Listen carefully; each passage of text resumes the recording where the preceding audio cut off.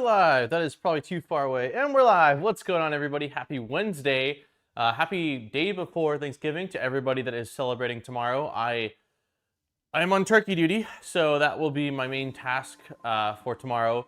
Boy, it is such a wild transition going from sweating in the garage a couple months ago at like 90-something Fahrenheit to being in the 50s today. I was debating on wearing a sweater, but I was like, nah, I don't want to be too cozy. So I've got some coffee and trying to warm up the bloodhead stream a little bit here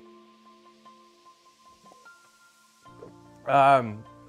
Let's see who is all here today. Let me pull this a little bit closer so I can see. That is as far as the cable goes.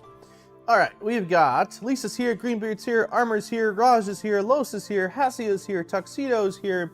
Steve, thank you so much, man, for the 42 months. I will try to make the announcement later, but for anyone that has not seen it, Steve is doing a stream today at 4 p.m. Pacific Standard Time going over Index Beta. So it is going to be rad. I'm going to try to tune in a little bit. We are on major preparation for my parents coming over tomorrow, so I am on bathroom cleaning duty among other things, but I'm going to try to tune in a little bit. And for anyone that can make it, yeah, he is going to be doing a stream on Index Beta, which will be really freaking cool.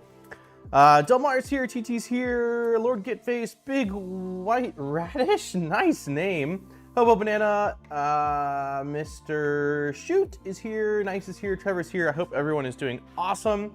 We are continuing with the Micron Plus build today. I'm going to bring you guys up to speed on everything that I've done since last week's stream, because there's actually quite a few different things here. Hey, GPs. Yeah, so this is our beautiful frame. It is in LDO Space Gray, looking awesome. I mentioned last week that I've only ever done I think black frames for LDO kits, so I was really excited to do a space gray this time.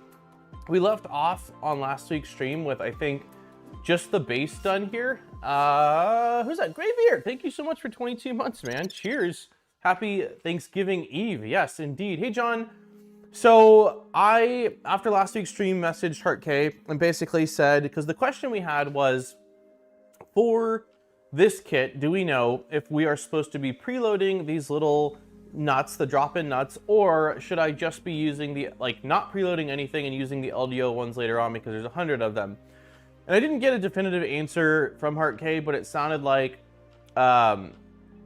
I think that he typically preloads. So my original plan was just to not preload because I didn't want to take things apart, and then I would just start preloading moving forward, but I decided, nah, man, I've got time. So I ended up taking apart 2 of the vertical Z extrusions or vertical extrusions, and I've preloaded everything. So I did also end up printing out, anyone that's done a V0 build is going to be really familiar with these. Are we on autofocus? I don't actually know. It looks like we sure are.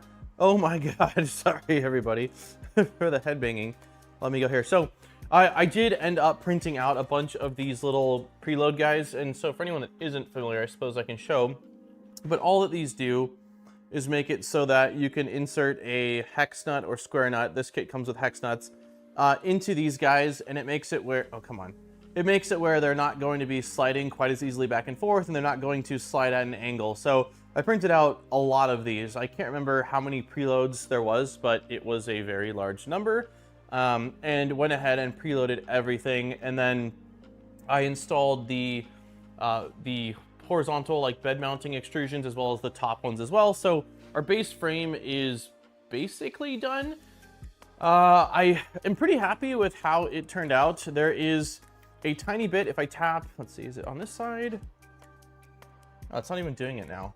There was a tiny bit of rattle when I was tapping before it preloaded the essential, and you can always add. Yeah, that was kind of my thought as well, GPs. So, and also, because it calls out where you need to preload things right now, I thought that maybe it might be a little bit confusing later if I don't preload anything to try to figure out where all the LDO drop-ins need to go. And the LDO drop-ins do slide back and forth pretty easily, so I figured, okay, let's get the things in here that are going to be relatively stationary and easy to work with, and I can keep those for add-ons, upgrades, whoopsies that I forget later on, or something like that. So I did my best to get this frame nice and square. There was like a tiny bit of, you couldn't actually even see the rattle, but when I was tapping on one corner, you could ever so slightly hear it hitting the quartz, but it seems like that's not even the case right now. So I'm really happy with sort of the squareness that I was able to get this frame. The only other things I've done since last week is I did all of the heat insert installation stuff, and boy, am I glad I did. I haven't built a Voron in a while, and I don't know if the Micron specifically has more than a lot of the other Vorons, or if it's been a while, but there was a ton of heat inserts. Like, I didn't count, but if I had to guess, I probably installed like, I'm gonna throw out a number of like 60 plus. I mean, this guy alone, each of these has 10, so 8 to actually kind of bond the frame cover to the frame housing, and then 2 in the base. So 60 might even not be as, like, that might be low. So it would have been basically an hour of you guys watching me install heat inserts. So I'm really glad in this case that I ended up doing this in advance. And I think that's the main things I did. Nice with the 42 months. Thank you so much. We'll do Hadouken. Hey, Iconic, how's it going? Like the smash button. Does the LDO kit come with PG7 cable glands? I think it does. I'm almost positive it does. I don't know which box it's in. I've got like all the boxes over there, but I'm pretty sure because Heart K sent me a zip file of everything to print, and there's a few segments like this one, for example, where there is a like threaded, you can't really see that very well, but this is threaded, the inside of the printed part, and I believe that's where the glands are gonna go. So yes, I'm like 99% sure that that is the case. The one thing that this kit does not come with, which Jason did let me know in advance, also, LDO did provide this kit. I have that in the description, but I just want to do my best to state that at the beginning of this, is that it does not come with a hot end. So it comes with everything you need, but you need to pick your hot end. Hey, Steve, Alpha. And so my original plan was to use, here's the little, this looks really nice. This is the color scheme of the orange and the blue. So my original plan was to use basically a Bamboo Lab style hot end. I was going to use the conch that Fadis had sent over to me. But after talking to Heart K briefly, he said that it's a really big pain to get the Bamboo Lab style hot end into the ant head tool head. And so he didn't recommend it. I think he even said he removed it from the config or from the repo. I don't remember the exact specifics of that. So I went up and purged through the hot ends that I have, and I've got a lot of kind of strange hot ends, but ultimately this is what we are going with. This is a Next G, which is like Drop Effect, from when Drop Effect merged with Fadis. However, I am going with the ultra high flow version. So this guy, this little piece here, will be going between the heat block and the nozzle to give us extended length. And I did confirm using some calipers that the height distance from like here to the tip of the nozzle is within 0.5 millimeter of the standard Dragon. So this is the exact same add-on piece that the Dragon Ultra High Flow uses. So I just printed out the housing and all of the toolhead stuff for the Dragon Ultra High Flow. So they should be, hopefully that will work fine with each other. So, Iconic, thank you so much for becoming a member again, man. Cheers. And for the gift of membership, we'll do a cheers. Cheers to all the sound effects. I run the Micro Swiss Flow Tech in my Micron, but I'm using Dragon Burner on mine. Got it. Okay, so yeah, different than Ant Head. I love the Dragon Burner. I just am doing Ant Head because I've never done it, and I think that's what this kit is sort of intended to be using. Hey, what's up, Neokoi? How's it going? Everyone say hi, Neokoi. He is building a Micron as well, but doing a stealth changer, which is absolutely crazy. That has been my goal. That was actually my goal for a really, really, really long time, and I was pressuring Zombie or Austin to release details or files on it when he did his Micron. But ultimately, we're going to be doing, change the camera angle here so you're not just staring at a blank white section. Ultimately, we are going to build this stock, and then we are going to end up doing the Mad Max tool changer. So it'll basically just be 2 tool heads that are parked on like near the idlers in the very front, and so I'm really excited for that. Steve has been doing a Trimax, I think is what he's calling it, which is the Trident with the Mad Max setup. So I'm really looking forward to that. Oh my god, Tuxedo with the 5 gifted memberships. Thank you guys. Thank you guys so much, man. Cheers. Thank you for a little a little something for Thanksgiving. I appreciate it. I am getting really, really close to ordering lights. I mentioned to you guys that we got electrical in the ceiling, and this switch, I think it's this guy, will control those. And so the main issue I have is with all the stuff I do for light burn and Milmage, which is the primary use for this side of the garage, it's getting really difficult to use my light stands. There's just, I can show you guys this, but there's just not a lot of, let me zoom out a little bit here. There we go. There's not a lot of ground space. So like when I'm recording something on the laser, I'll just walk over here to show you guys. There's like just enough space to point at the laser or point at the CNC, and the lights like don't really fit in here well. So I am going with ceiling mounted lights, and I went around and around with them, but there's another content creator that has some has some that are non-flicker, and they're really expensive compared to what I wanted to spend, but I figured it's kind of one of those buy once, cry once things. And so I'm probably going to be ordering a 6-pack of those LED panels and installing them on the ceiling. So hopefully we'll have better lighting in here soon and free up some ground space. That's really the goal here. So, all right, and Iconic with the 5 Get the memberships. Thank you guys so much for all the support, man. I really appreciate it. It is probably going towards the light fund that is needed. I will very likely mount my electric heater to the wall soon here as well, because it is a little nippy in this garage. So yeah, with that being said, I think let's get to it. Enough chit-chatting. So let me move you guys a little bit like this. There we go. I did also end up downloading right before this stream. Let's see if we can do it. The CAD file, I said last week I was going to be doing that, and the main reason is because, let me turn off isolation mode. This takes a second to load here. Okay, so the main reason is that the build guide for this says it's a work in progress, and I don't know really at what point it goes from, hey, just follow the manual, to like, you know, you're on your own. So we are going to be, oh my god, nice with the fight. You guys are, thank you so much everybody for all the support. Really appreciate everybody. You guys are awesome. Can't your newly installed AC also work as heater? I don't have an AC unit. So what I do have is there is a 30 amp circuit that is basically sticking out of this wall on the backside here with a quick disconnect, but it's gonna cost me probably about $2,000 for the actual unit itself, and then I have to go through, you know, actually the installation process. So it'll be somewhere right up here.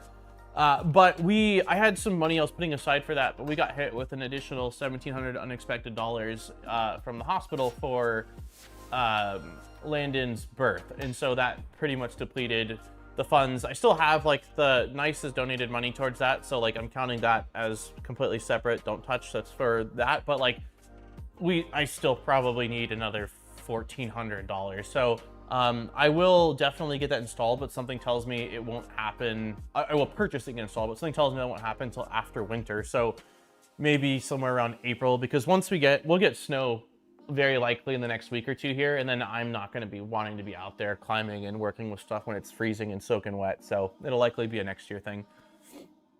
I think Hart K moved on to his next installment. Interesting. Hey Luis. Oh man, Graybeard, you guys. Thank you everybody. Cheers for all the just being awesome, and everyone that's supporting the channel. It's freaking awesome. You pay so much and gets a little. Yeah, I mean, like, so the $1,700 extra that we paid was on top of the $2,500. So we basically have paid like $4,000 out of pocket for the hospital stay, the stuff Aaron needed, and now Landon, and that's not including the monthly bills and the cost of every time there was an ultrasound leading up to it, a few $100s. So like, I'm gonna say like $5,500 to $6,000 out of pocket, which is crazy. So yeah, having a child in the US is very expensive. And Landon was a completely like normal pregnancy, as far as like we went in, it was natural, and we were out within 24, I think it was more like 48 hours, maybe 36 hours. While Jackson, on the other hand, like was 3 weeks early. We had a week hospital stay. So yeah, it is wild. I remember talking to Taylor Kennick like a little while after our first was born, and he said that like his biggest bill was all the coffee he needed for his stay during his son's birth, and I was like, that sounds awesome. So anyways, thank you for the awesome content. Thank you, John. I really appreciate all you guys. Musin, how's it going? So let's go ahead and get right into it. I know that I tend to talk a lot, which is maybe why a lot of us are here, but also I like to make some progress. So last week, yeah, we did this, and like I mentioned, I did go back in and pre-install everything. I didn't install anything that was outlined in light gray because it said those were optional, and I figured if I need any of these optional things later on, then that's when we'll use the LDO drop-ins. But anything that was in a solid black color has been preloaded. So we got that. There is 2 versions, I guess, or like depending on if you self-source versus not. Hasio, man, you guys, I thank you, Hasio, everybody. You guys are freaking awesome. Yeah, you guys are incredible. Thanks for all the support. So depending on whether you like self-source, what kind of kit you get, or you know, whatever with this, some of them will have shorter extrusions where you basically use these printed corner pieces.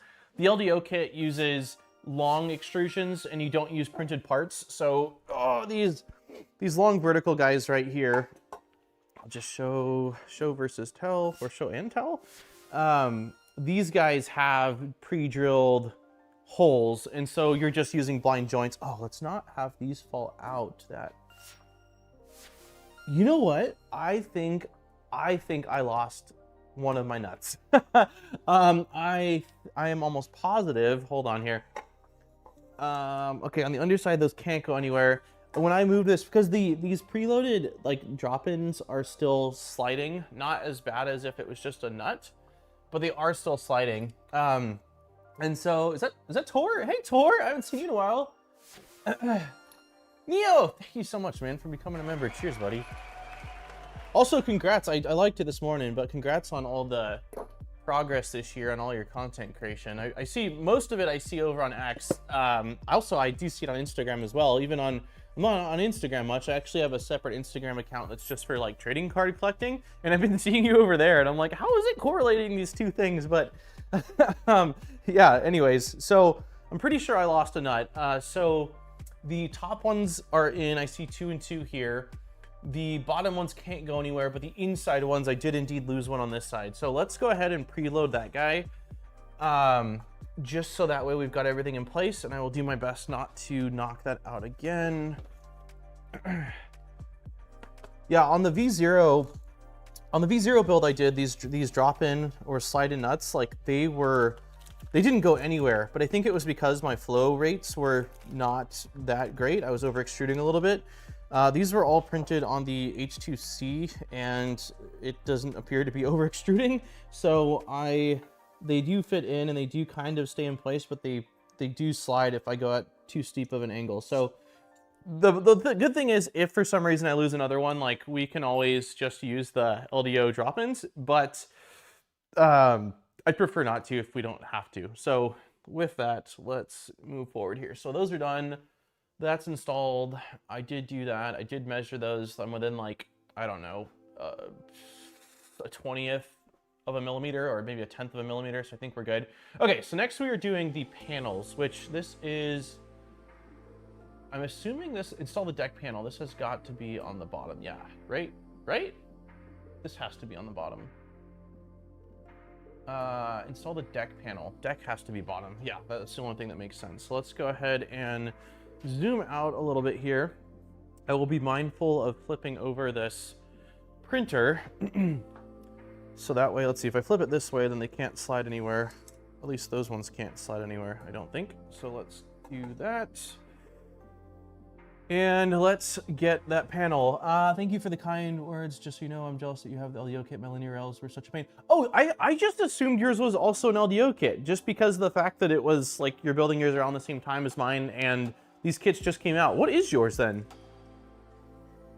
Yeah, for anyone that didn't see that, this is the first build ever where I haven't had to do anything with the linear rails. Normally, in every kit, I've had to either take off the block, clean the rails and grease them, or at the very least, clean the rails with the blocks on and then brute force grease into them. These ones were pre-greased, not with like shipping oil, excuse me, but with actual like grease ready to rock and roll. So that's a really nice thing, because the linear, or the balls inside of the linear blocks on these are so small. I've got serious PTSD of taking them off on my V0 and then dropping balls on my hardwood floors in the rental we were in at the time and just losing them. It was a nightmare. Micron is very long on my build list. Problem is I do not need it, but I still want it. That's very similar to how it's been on my list as well. I got the West 3D configurator kit a few months ago and just haven't had time to put it together. Got it. Okay. That makes sense. Yeah, I made an assumption with that because of the fact that this sort of just released and you were building around the same time. I just assumed it was the same. What color is yours? I can't remember from your photo or from your videos. Okay, so let's go ahead and make you guys go up a little bit higher here. Zoom out a little bit. That's as far as I can zoom out, really? Okay, let's just leave you guys there then and go somewhere like that. Okay, let's see if we can get this off. I should have probably done this last week, but I didn't realize we were going to be using any panels this early in the build. I might need a blade. I don't know if I have a blade out here. Got this little scraper, which might work to get me a entry point. There we go. Micron by far is my favorite build and printer. It's designed so nicely and works so well. Yeah, I mentioned it last week, but I've followed Hart K's work for years now and like have just always been a fan of the Micron and just all the little mods and upgrades and things that he's made. So I'm very, very excited to build this and anticipate this is going to be a printer that sits close to where I'm at. I'm hoping that once I get the Mad Max mod on, it's still a very reliable printer, because obviously reliability is like the most important thing for a printer you're gonna use often. But yeah, I showed Erin the frame on this and she's like, that's adorable. And I said, right, going from building the Venture, I think this is what we need, this going from building the Venture to this guy is like such a trip. Okay, so this looks like it's it, but I don't think it is because there's no holes. No, this is the piece we need right here.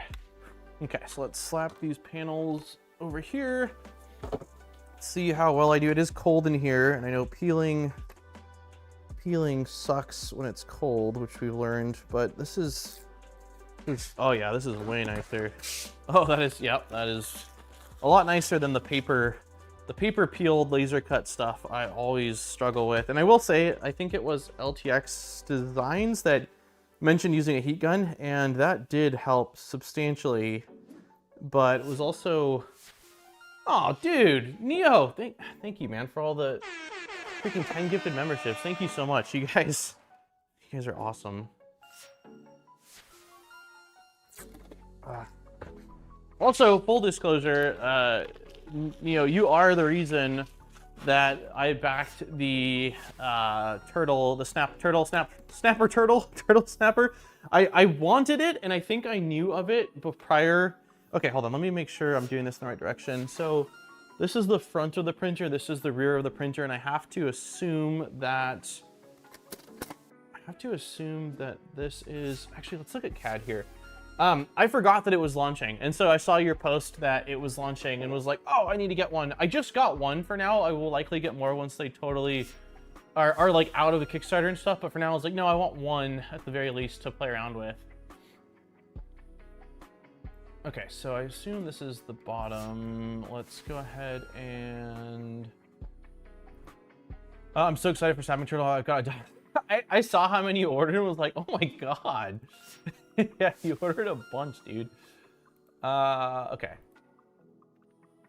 So it looks like if we're looking at the back, this guy right here is favoring the left side ever so slightly. So I have it set correctly. Yeah, I have it set correctly, so we're good here.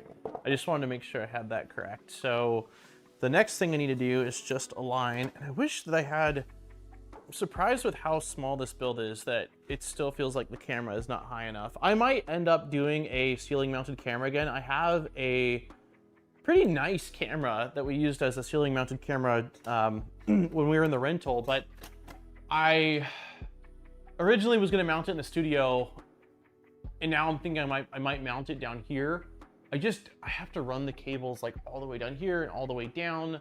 And it's not easy for me to run it in the drywall in the garage because of the way the runners are and because of the way the peak is of it. So I might just run it externally. We'll see. We'll figure it out. But I would love to have a top down again.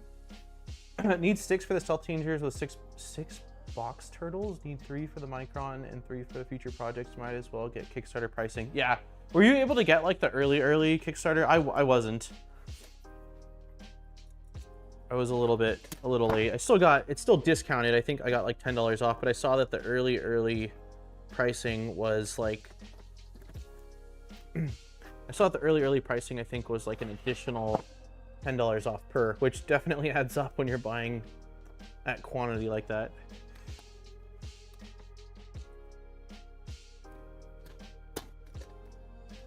Okay, I am not doing a great job of getting these lined up correctly. Okay, we're getting there.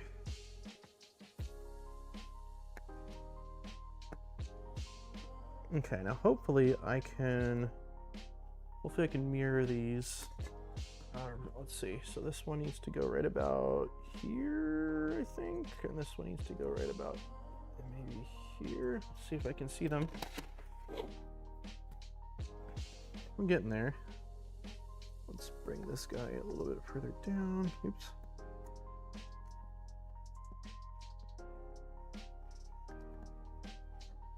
Yeah, that's about right. And then this guy needs to go a little bit further up. Okay, that looks like things are aligned enough to where we can at least get them installed, and then I can figure out centering afterwards. All right, we need M3x6 button heads. Let's find our hardware. M3x8s, M3x6s, here we go. Watch the location of the rear cable chain. Okay, isn't that what I just did? Am I wrong? It looks like, so just so that like, this is front of machine, this is back of machine, and it looks like this opening is favoring the left side. And I looked at CAD and I didn't do measurements, but just eyeballing it using these as a reference point, it looks like it's favoring the left. So if that's correct, then I do have it also favoring the left side. So I think I'm fine. I appreciate the call out because I could absolutely have missed it. Yeah, did they hit funding goal? When I checked last, or when I saw the notification, they were like 95% to funding. And I also saw Jason retweet it. So I'm wondering, do we know if LDO is the ones behind creating the PCBs for this project? Here we go, here's my drivers. I made the mistake. Oh no. Yeah, I will absolutely, anytime there's anything like that anyone is aware of that's built one of these, if you want to call it out, even if I have not made the mistake, I will take it because it's me. And I tend to do things each way possible before doing it the correct way. So these almost look like they would benefit from washers, but it doesn't call them out, and I don't think it's a requirement. I just won't. I'll be careful not to over tighten them because I don't want to put too much pressure on the lip of the acrylic.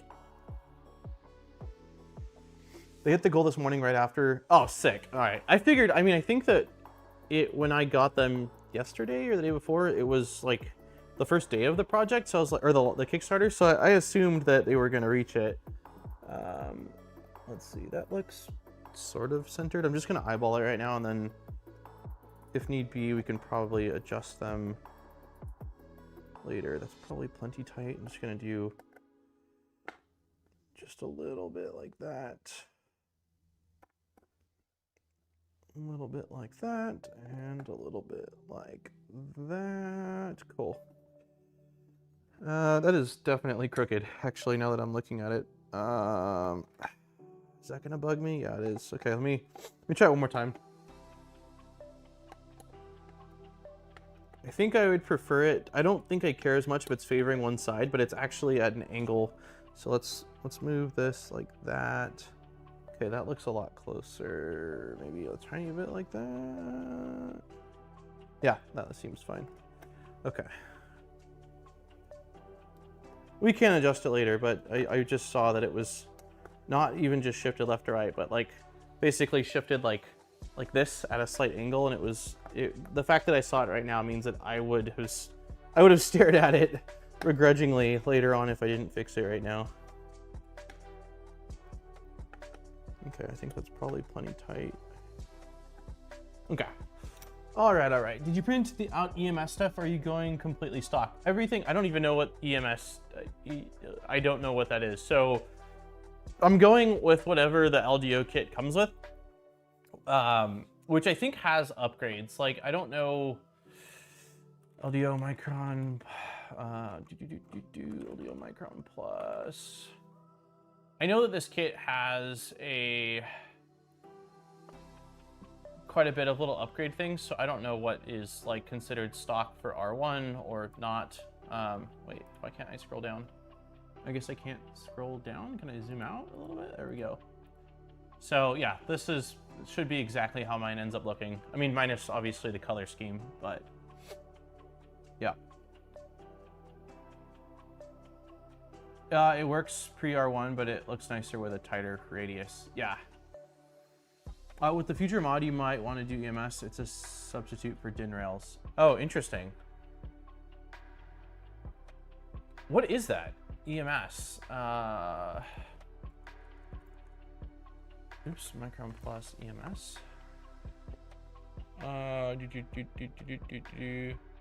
Oh, electronic management system.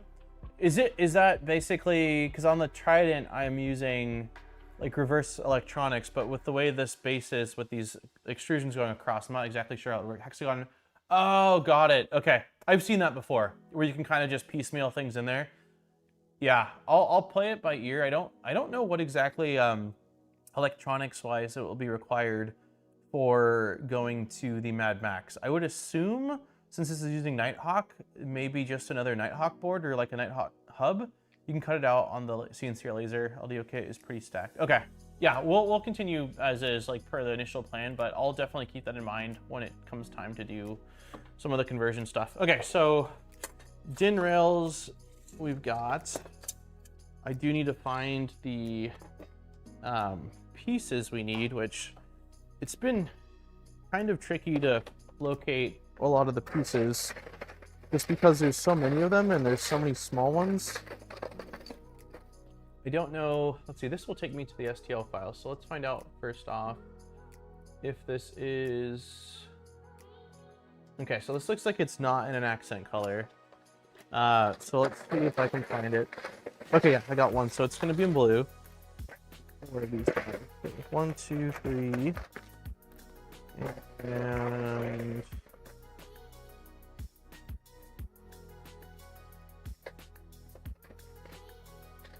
where is number 4?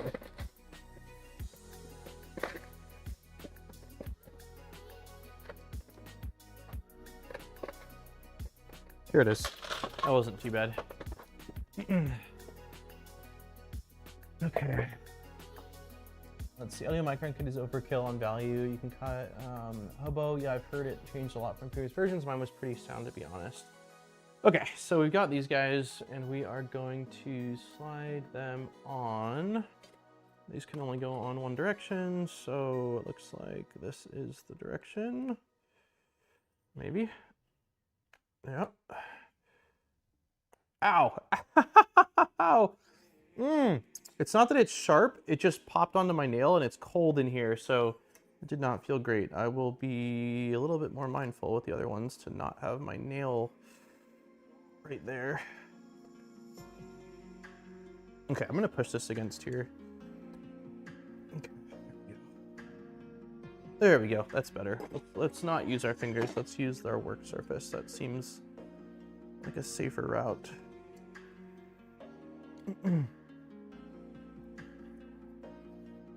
Hey, zombie. Yeah, it is. It's kind of, it's really nice. The Venture, like, it still needs work. I talked about this last week, but I'm probably gonna just swap in the V2 toolhead board from Big Tree Tech. I'm probably gonna swap over to Leviathan and change the toolhead, and probably even I'm sorry, I meant the pod end and probably even the tool head on it, but I'm not in a rush at this very moment. I've spent so much time on here. Also, I just got quite an important email. Sweet, awesome. Is good. Okay, so let's see. We've got those in place. And so now we are using, these tin rails are mounted going from side to side. So the orientation I have is correct. I've got the preloads and we need M3 8 button heads. So we need 8 of these guys. What has been your favorite build so far? Oh God, that's difficult. That is very difficult to answer. I will say that like, it doesn't, like it might be a little bit cheating, but the builds I've done with Steve have been a lot of fun. There's just a lot of like shenanigans, and as much as like it's awesome building with you guys in chat, like having a live person, and Steve's my boy, so having, you know, your buddy that you're building along with is a ton of fun. But outside of that, okay, these need to basically be slid end to end, which makes them a bad word. Which makes them almost want to fall off. That's interesting. That's difficult to answer. I don't have a direct answer right now for that. Okay, so if I go edge to edge with these, yeah, so there's not a gap per se, but the rails are only going to be halfway in the printed parts, which makes me wish. That's interesting. I don't love that. It makes me wish that these were about twice as thick. It's probably going to be fine. I don't think they'll be able to fall out, but they definitely will have some back and forth. Sorry, I didn't realize you guys couldn't see that. Yeah, like basically I'll show you guys this so you can see the gap. But if I have this, let's see, so let's get this at the very edge. That's as far as I can go with it being flush. And this one also will be like this.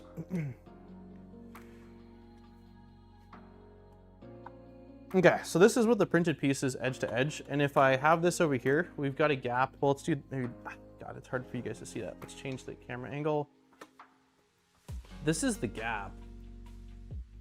And it is almost the width of one of these pieces here.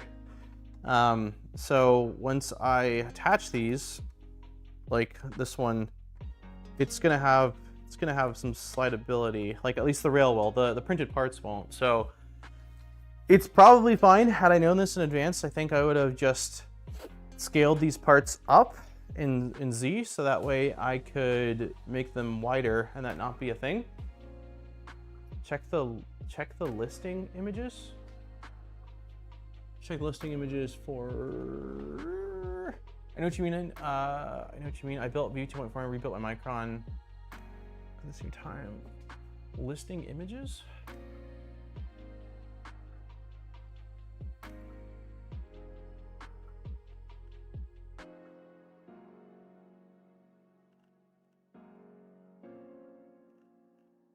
What? Delmar, what do you mean? Maybe LDO has them differently. Hey, Stuart. Just caught up from the start of the stream. Yeah. Let's get one of these installed and see how we feel. I think that's what we'll do. Let's get one of these installed and see how we feel once they're in place. So let me go ahead and zoom out a little bit. You guys see what's going on? Yeah, I think that's fine. So let's drag you over here, drag you over here, drag you right here. As long as the rail can't fall out, it's really not going to be a problem. It feels odd to me that it is that loose.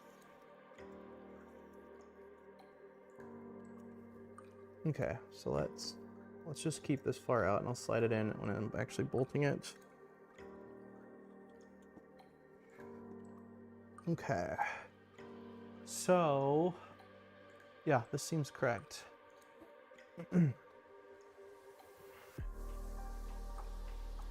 It will fit. You could stack an extra on it. Yeah, I wish I had printed them right now. I'd have to run upstairs. I don't think I've got this blue loaded in.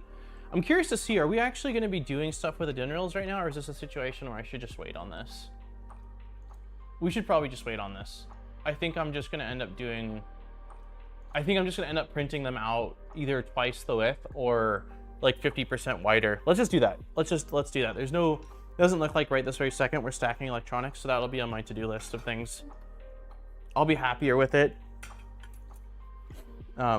Because the gap is wide enough where I'm concerned if the DIN rail completely slides to one side that it could potentially drop out. The likelihood of that happening is slim, but it still could happen. So let's completely move this printer. Oh, let's not. Let's move it. Let's move it in this direction so that things don't fall out. And then let's place this. Let's place this on this rack for right now. It's like just wide enough to sit the Micron. I'm gonna move the stuff underneath it because the last thing I want is the Micron to fall. That would make me really sad. Plastic wrapping. Okay, that feels safer. All right, so let's just move on to Z drives. And yeah, this is something I will figure out. Check live streams just in case. Okay, I will see what is in the live stream channel. Boop.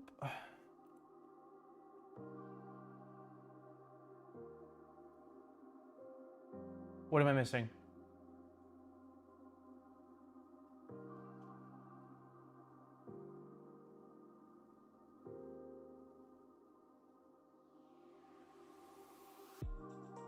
I don't know what I'm looking at, Delmar. I see the electronics, so I'm not sure. Like, I don't see anything mounted specifically for the DIN rails here.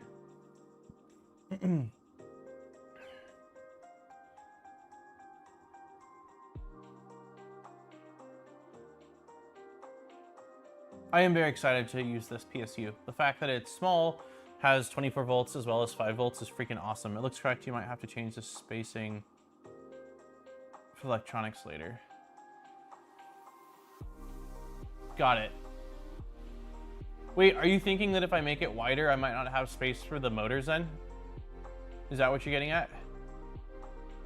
If that's the case, then we can just go with these small guys and just hope that it's fine and that once all the electronics are in, it's just kind of staying in place. Actually, let's do this. Let's do this. We've got CAD for a reason. Yeah, we'll be fine. I can go wider. I can go wider. There's enough of a gap there, and there's enough of a gap there. Oh, yeah, there's enough of a gap. Yeah, we'll go wider. I'll just basically print them out probably twice the width, and it'll resolve that. So, thank you, CAD.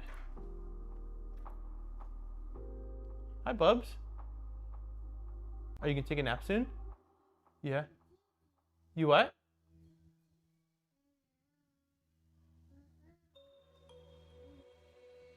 You're talking to Grandpa and Gigi? Yeah.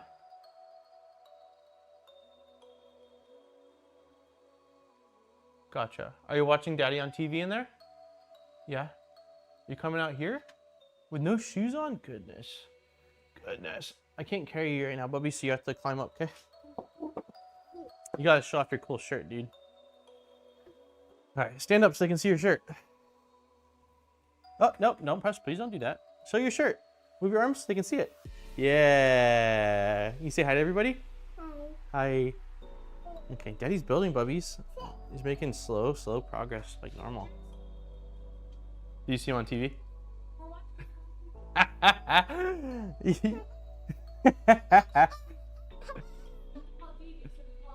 And he... Yeah. Okay, hey. You gotta go inside. Can you say bye-bye to everybody? Daddy's gonna start building again. Okay, wave, say bye-bye. Bye-byes. What is that? What did you just take?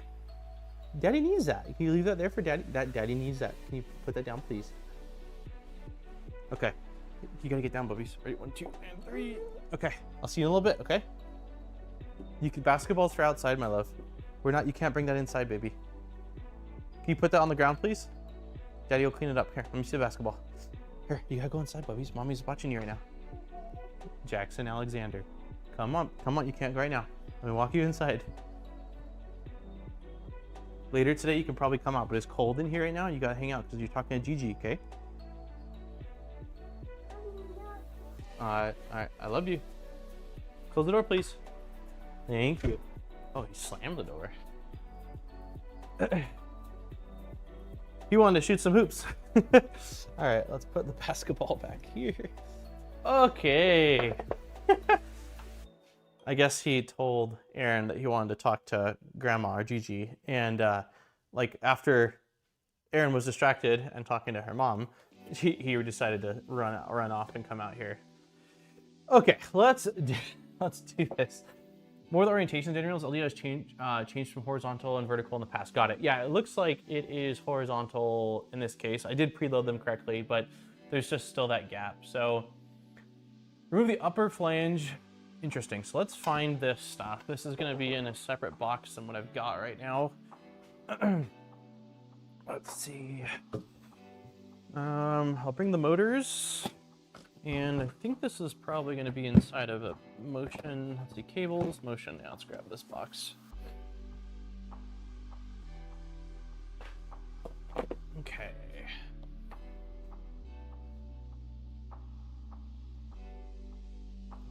There we go, motion. Hey, Jana! Okie dokie, so I think we need these guys for our Z, so let's take those out. We don't need feet right now, we don't need tape right now, we don't need you right now. Probably need these guys. Let's see. We definitely need those guys. What are these? Grubs? Oh, grub screws. Are those in here? I'm just gonna take out anything that looks motion-y related. Let's just take out all this stuff. Let's not lose it though. Okay, so this looks like, do you think that understands you're building a different printer, or do you think Giant Jack understands you're building a different printer? You mean like compared to the Venture? Yeah, I think he's aware. He's been around a lot of printers since birth, so I think he's definitely aware. This is interesting to me. I wasn't expecting to do this. Take a pair of pliers or grips and firmly pull the top flange off of it. It says, if you're building an LDO kit or using metal pulleys, you can skip the step and the next two steps. Oh, sick. We are using metal 64 sheet pulleys. Move on to the shaft assembly. Okay, sweet. I was gonna say, this feels like a strange step for an LDO kit. Insert one, so we don't need to do that. I'm assuming we don't need to do that, and so we just move on to this. Stack it like it's hot. Grab your 5mm by 47 D. Okay, so this is what we need to do. Let's move this to here, and let's take out the pieces we need. So zoom in a little bit and get focus going. Okay, so things we need. It looks like a 62.5 2RS, so that's this guy. We're gonna have to build 4 of these, so I'm going to just basically take out, it looks like we need 8, so 2 for each of these, so all of these guys, stack them. So we'll build a little assembly line here. 2, 2, 2, and 2. Okay. Then we need M5 by 8 by 1mm shims. I think the shims are in here. Is it these guys? M5 precision spacers. I'm gonna assume that this is it, but it might not be. Let's double check this. Kind of feels like it might be thicker. You should print one of Steve's trays. I have one upstairs. I have one upstairs that's become like a catch-all tray. Yeah, so these are definitely right. These are 0.97, which is basically 1 mil, and these are 8 mil on the outside. Yeah, these are the right ones. So let's turn off our calipers. And we need, how many of these? We need 3 of these per each. So let's just take out the majority of them. Got 1, 2, 3. 1, 2, 3. Oh, that was a lot more than we needed, but actually kind of worked out. So 3 there and 3 there. Let's close this up. Maybe we'll need these for the AB. Now we need one of these aluminum guys. Yeah, I should have printed I used to print my little organizer thing for like all these builds, which was really nice. Let me bring you guys a little further out too. Which was really nice, but takes a while to print. And now I haven't been doing anything, but printing out one of Steve's trays would be helpful for at least doing some of these like sub-assembly steps.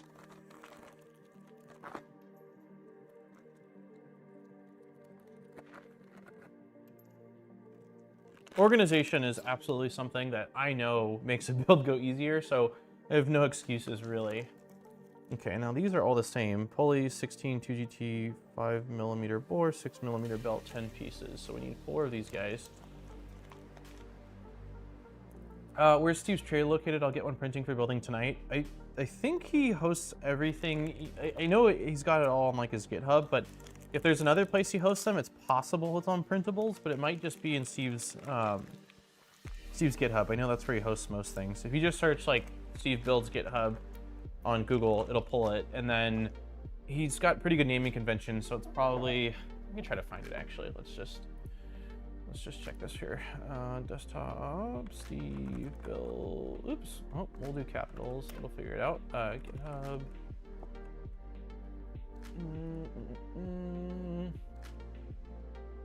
Probably under printer stuff. Box turtle, Squirt, Fusion, Mert, Milo, printer friends. Maybe it's not under printer stuff. Printer stuff, one users, one hardware, one documentation. It might not be here. No, it's not here. Someone in chat will know. The parts tray is on. Okay, printables. Got it. I'll find it. Printables. I'll post it in chat for anyone that wants it. Steve part tray. Why are we not searching? Also, I don't know why this is pulled up. Oh, Alt R. There we go. What is going on, printables? We're not working today? Part tray. Okay, printables is not working. There we go. That was really odd. Maybe it's called like hex tray, part tray, hex. Steve, there we go. That was strange. I've never had that happen. Okay, it's in chat for you if you want to download it, or if anyone else wants to download it. It's really handy. Usually I'll use it for like the parts that there's the most of. If I know like most steps are using M3/8 instead of constantly having to find that bag, or like in a step like this when you're doing some kind of a sub-assembly, like just spacing out all the pieces in there so they don't fall off your table onto your floor and are never found again. That's also quite handy. Okay, so we've got those guys. Now we need what? I think all that's left is the shaft in the center, which is a 5mm 47. 5mm. This is 550. I assume this has to be it. There's 4 of them, so it looks like the size is slightly different for this. Oh, we need grubs. Let's see. Always the grub screws. Don't forget to Loctite the grub screws so they don't come loose.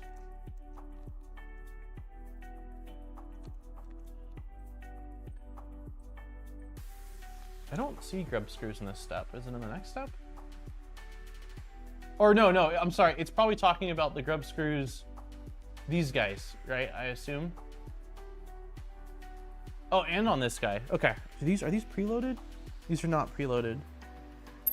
I also have to believe that there's a good chance that the LDO ones are already they're already pre-Loctited. So let me see if I can find them. Machine screws, machine screws. These are the things we just used. Machine screws. Here we go. Okay, so let's see. These are M4 14s. I think that's what we need for everything. Let's make sure that these look to be the same size. They do. So yeah, I think we're fine. Yeah, so that's another thing that's nice too, is that the LDO kit comes with ones with red locker already applied, so you don't have to do anything. So for the assembly, it looks like the sides are the same. So let's just grab one. And we are going to slide on just one of these bearings, not 2. Okay. So So we've got bearing, it's not in focus. Let me turn on autofocus for a second here. There we go. Is that better? Maybe? Yeah, that looks a little better. Okay, so we got one of you. We got one of you. Okay. Then we have got this guy facing in this direction. And so what I'll do right now is I will install a set screw or grub screw, and I'll tighten it enough to where it can't rotate off the flat portion of the shaft, but I won't tighten it so tight that I can't slide it up and down because I'm not exactly sure on the alignment yet. So that goes right here. And then we will just go ahead and install you into here. Okay, so that's too tight. So now it cannot rotate, but it can still slide. Oh, great, it can still slide.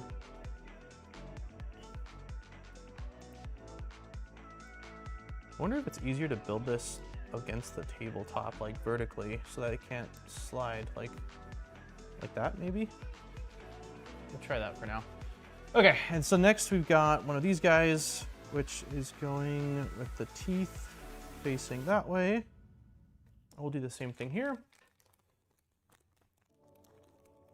When I made mine, I did G2Z for my Z drives, gave me a little extra space for the wiring. That's with the like Galileo tubesies, right? They look really nice. I remember when the extruder came out and seeing those. I'm pretty sure Steve's running them on his Micron, or at least on one of his builds. Maybe it's a 2.4. Okay, so this is now it can slide up and down, but it cannot swivel off of the flat portion, which is what we want. Now we've got two more of these guys. One and two. And then this pops on the top. So it does not go edge to edge, so there's definitely going to be a little bit of consideration. There we go. There's going to be a little bit of consideration with alignment. I think, is there any measurements? Let's see. Assemble 3 drive shaft assemblies. You should have a pile of structures that look a little like this. I'm wondering if it's the right call, what I'm doing right now, to not tighten it until we put it in this part. That feels like that makes sense to me. So that way we can make sure that it's aligned in here, and then it looks like we'll probably have access to it still to be able to tighten it. So let's do that. Let's just keep building 3 more of these. So we'll do the same thing where we go one of the bearings, a little bit tight to get on. Once it gets on, it slides fine. It's a little tight to get on.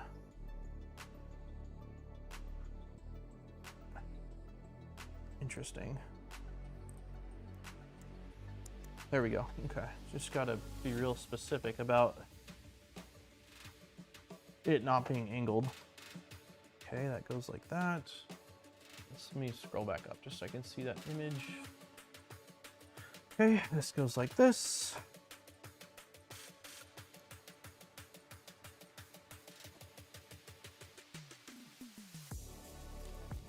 We're gonna need 6 more of these set screws, so I'm just gonna take them all out. 1, 2, 3, 4,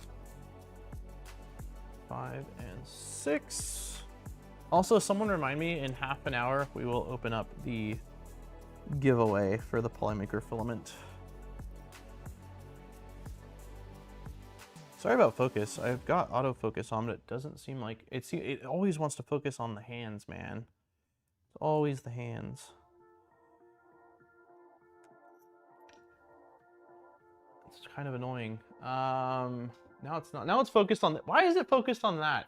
Okay, let me do something else here. Let me zoom in a little bit. Let me change the f-stop so that way we've got a little bit more distance to work with. And I'm going to put on manual focus.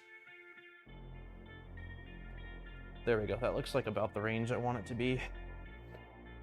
Okay, so that's in. Let's make sure this can't spin, but it can still go up and down. Yes, that's fine. And then this guy is facing. Probably going to be a better call if I get these installed. Let's just pre-install them a couple turns, so I don't have to do it once it's on the shaft.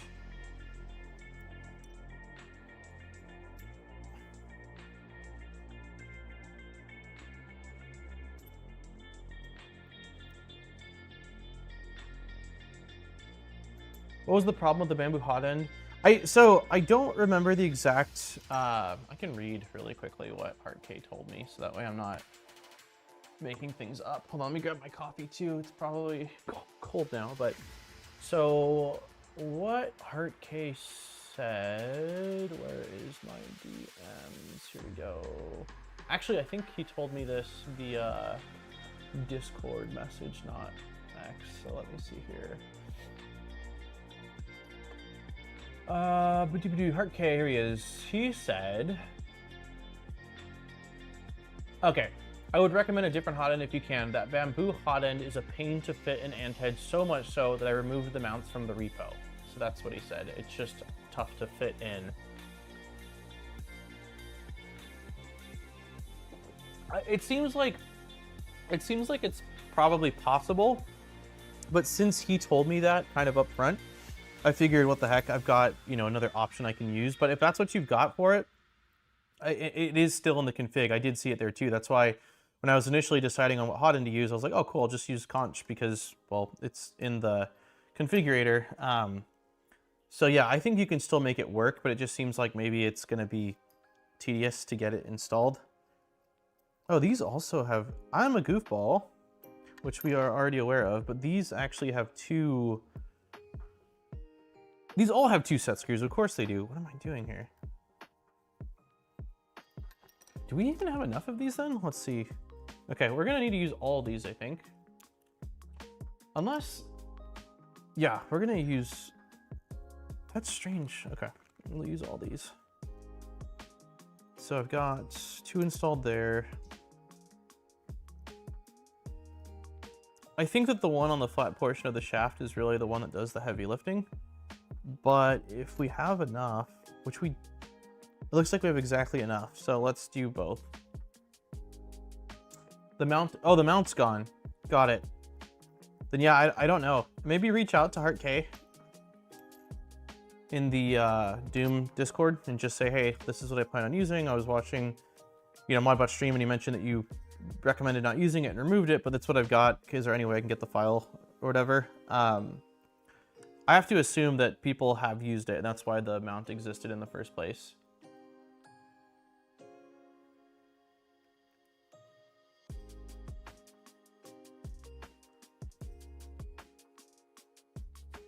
We don't have enough of these. There's not enough of these set screws.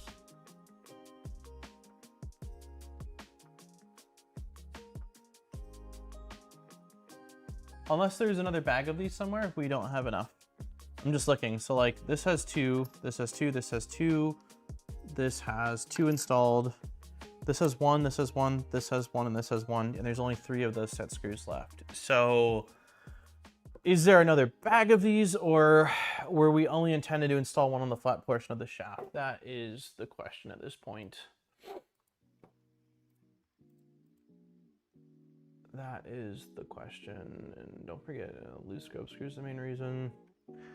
I will look a little bit more. Maybe there is another bag, or maybe there is some in, yeah, a different location, but there's not enough, and I know I didn't lose any. It said, it probably tells me how many there were in here. 15 pieces, yeah, so that wouldn't be enough considering there's 8 times 2, that's 16. So they have the correct amount based off what the bag says. But if we're intended to install 2, that is not enough. So there is not more in here. I likely have somewhere another set screw that I can use, and I can just dip it in. I can just dip it in Loctite. It's possible there's an extra one in the extruder kit.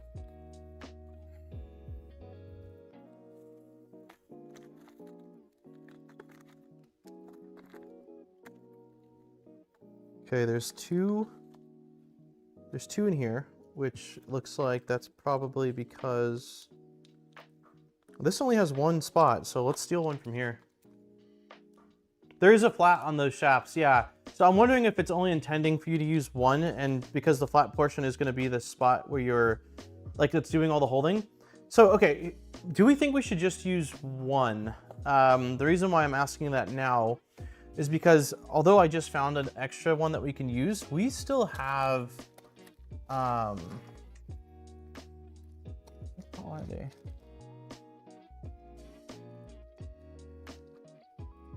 Okay, I don't see them right this second, but I'm pretty sure we have like 5 more of those pulleys and we're gonna need more of them. So what do we think? I'm kind of thinking at this point, maybe I back out the extra ones I just installed and we just do one of them on the flat portion of the shaft and hope that that's good enough. Yeah, okay, that's what we'll do. That's something that I think should be called out because it does feel a little odd having two, having 2 spots to install grub screws, but only using one of them. But I do agree with that the one that's on the flat portion of the shaft is going to be doing really the majority of the work, and as long as that's tight, it should be fine. So let's put all these to the side. Let's take out the ones I doubled up on.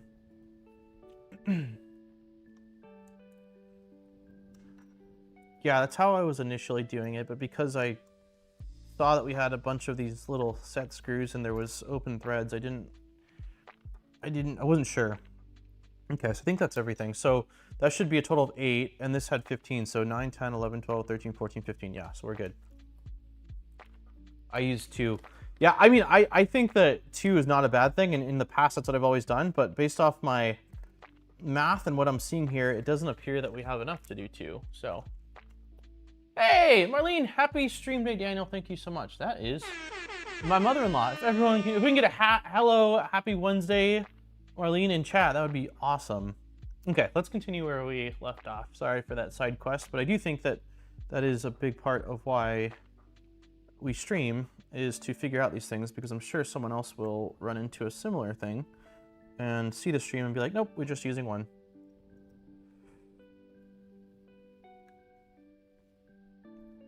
All right.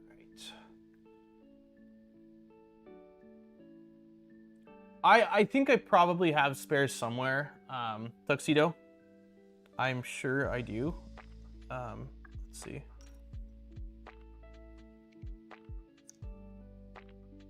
Let's tighten this a little bit more. I'm sure I do somewhere. I can check for fun really quick. I don't know that I've ever actually purchased them though, so if I have spares, they're likely from past LDO kits. Okay, that's fine.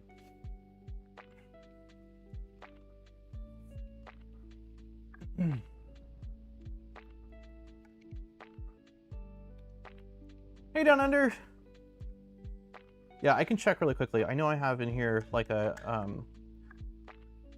you know what? There's one place where they could be. Give me un momento. Let me check one spot where I think they could be living right now. And if they're in here, I can use them. And if they're not, then we won't. So let's see. This is from a past build. Brass inserts, socket head, brass, button head. Nope, nothing in there. Flathead, shim, socket head, ST, what is that? Self-tapping. SH, M3, flathead, M3, socket head, button head, socket head, nope, nothing in there. So one more spot. I bought a bunch of hardware a while back for a printer build that I never ended up doing, which I'm sure doesn't sound like anybody watching this stream. But I can check to see if I have a bag of those in here. They would not be pre-Loctited, but you know, I've got Loctite in here. Let's see, these are. If they're not in here, I'm not going to sweat it. I'm just going to move forward. But if I find them in here, in one of these little baggies, these are nuts. Those are washers. Socket head. Not seeing them. These all just look like bolts. So, okay. Well, I give it a look. We'll just move forward and hope for the best. I will definitely ping Jason on that and see what he says. I do think that, oh, it might not be so easy to access this later. So we'll see how that all goes. Remove from the venture. No, I'm not going to do that. Not gonna do that. Okay, so we are doing bearing.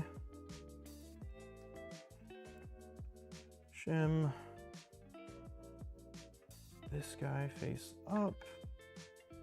Oop, oop, here we go.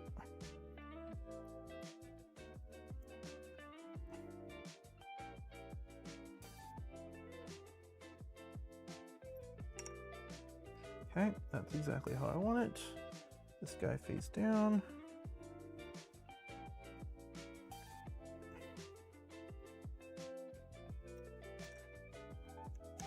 Okay, we got 2 shims. It's Thanksgiving in Australia. All right, last one. Bearing. Get on there, buddy. Very tight tolerances. Once, like I said, once it gets on, it slides fine. Oh, you bring out baby? Baby Landon's paying us a visit. I can't carry him though, you gotta show him. You're fine. You can just have him in front of the camera if you want. All right, here we go. Baby Landon's coming out to say happy.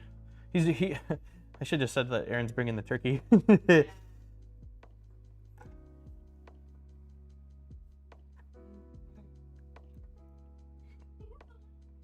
You what? Oh, nice. Where, this one? Yeah, that one. There he is. There's our turkey. There's our little turkey. Dude, this guy is just chunking up, man. He is such an eater.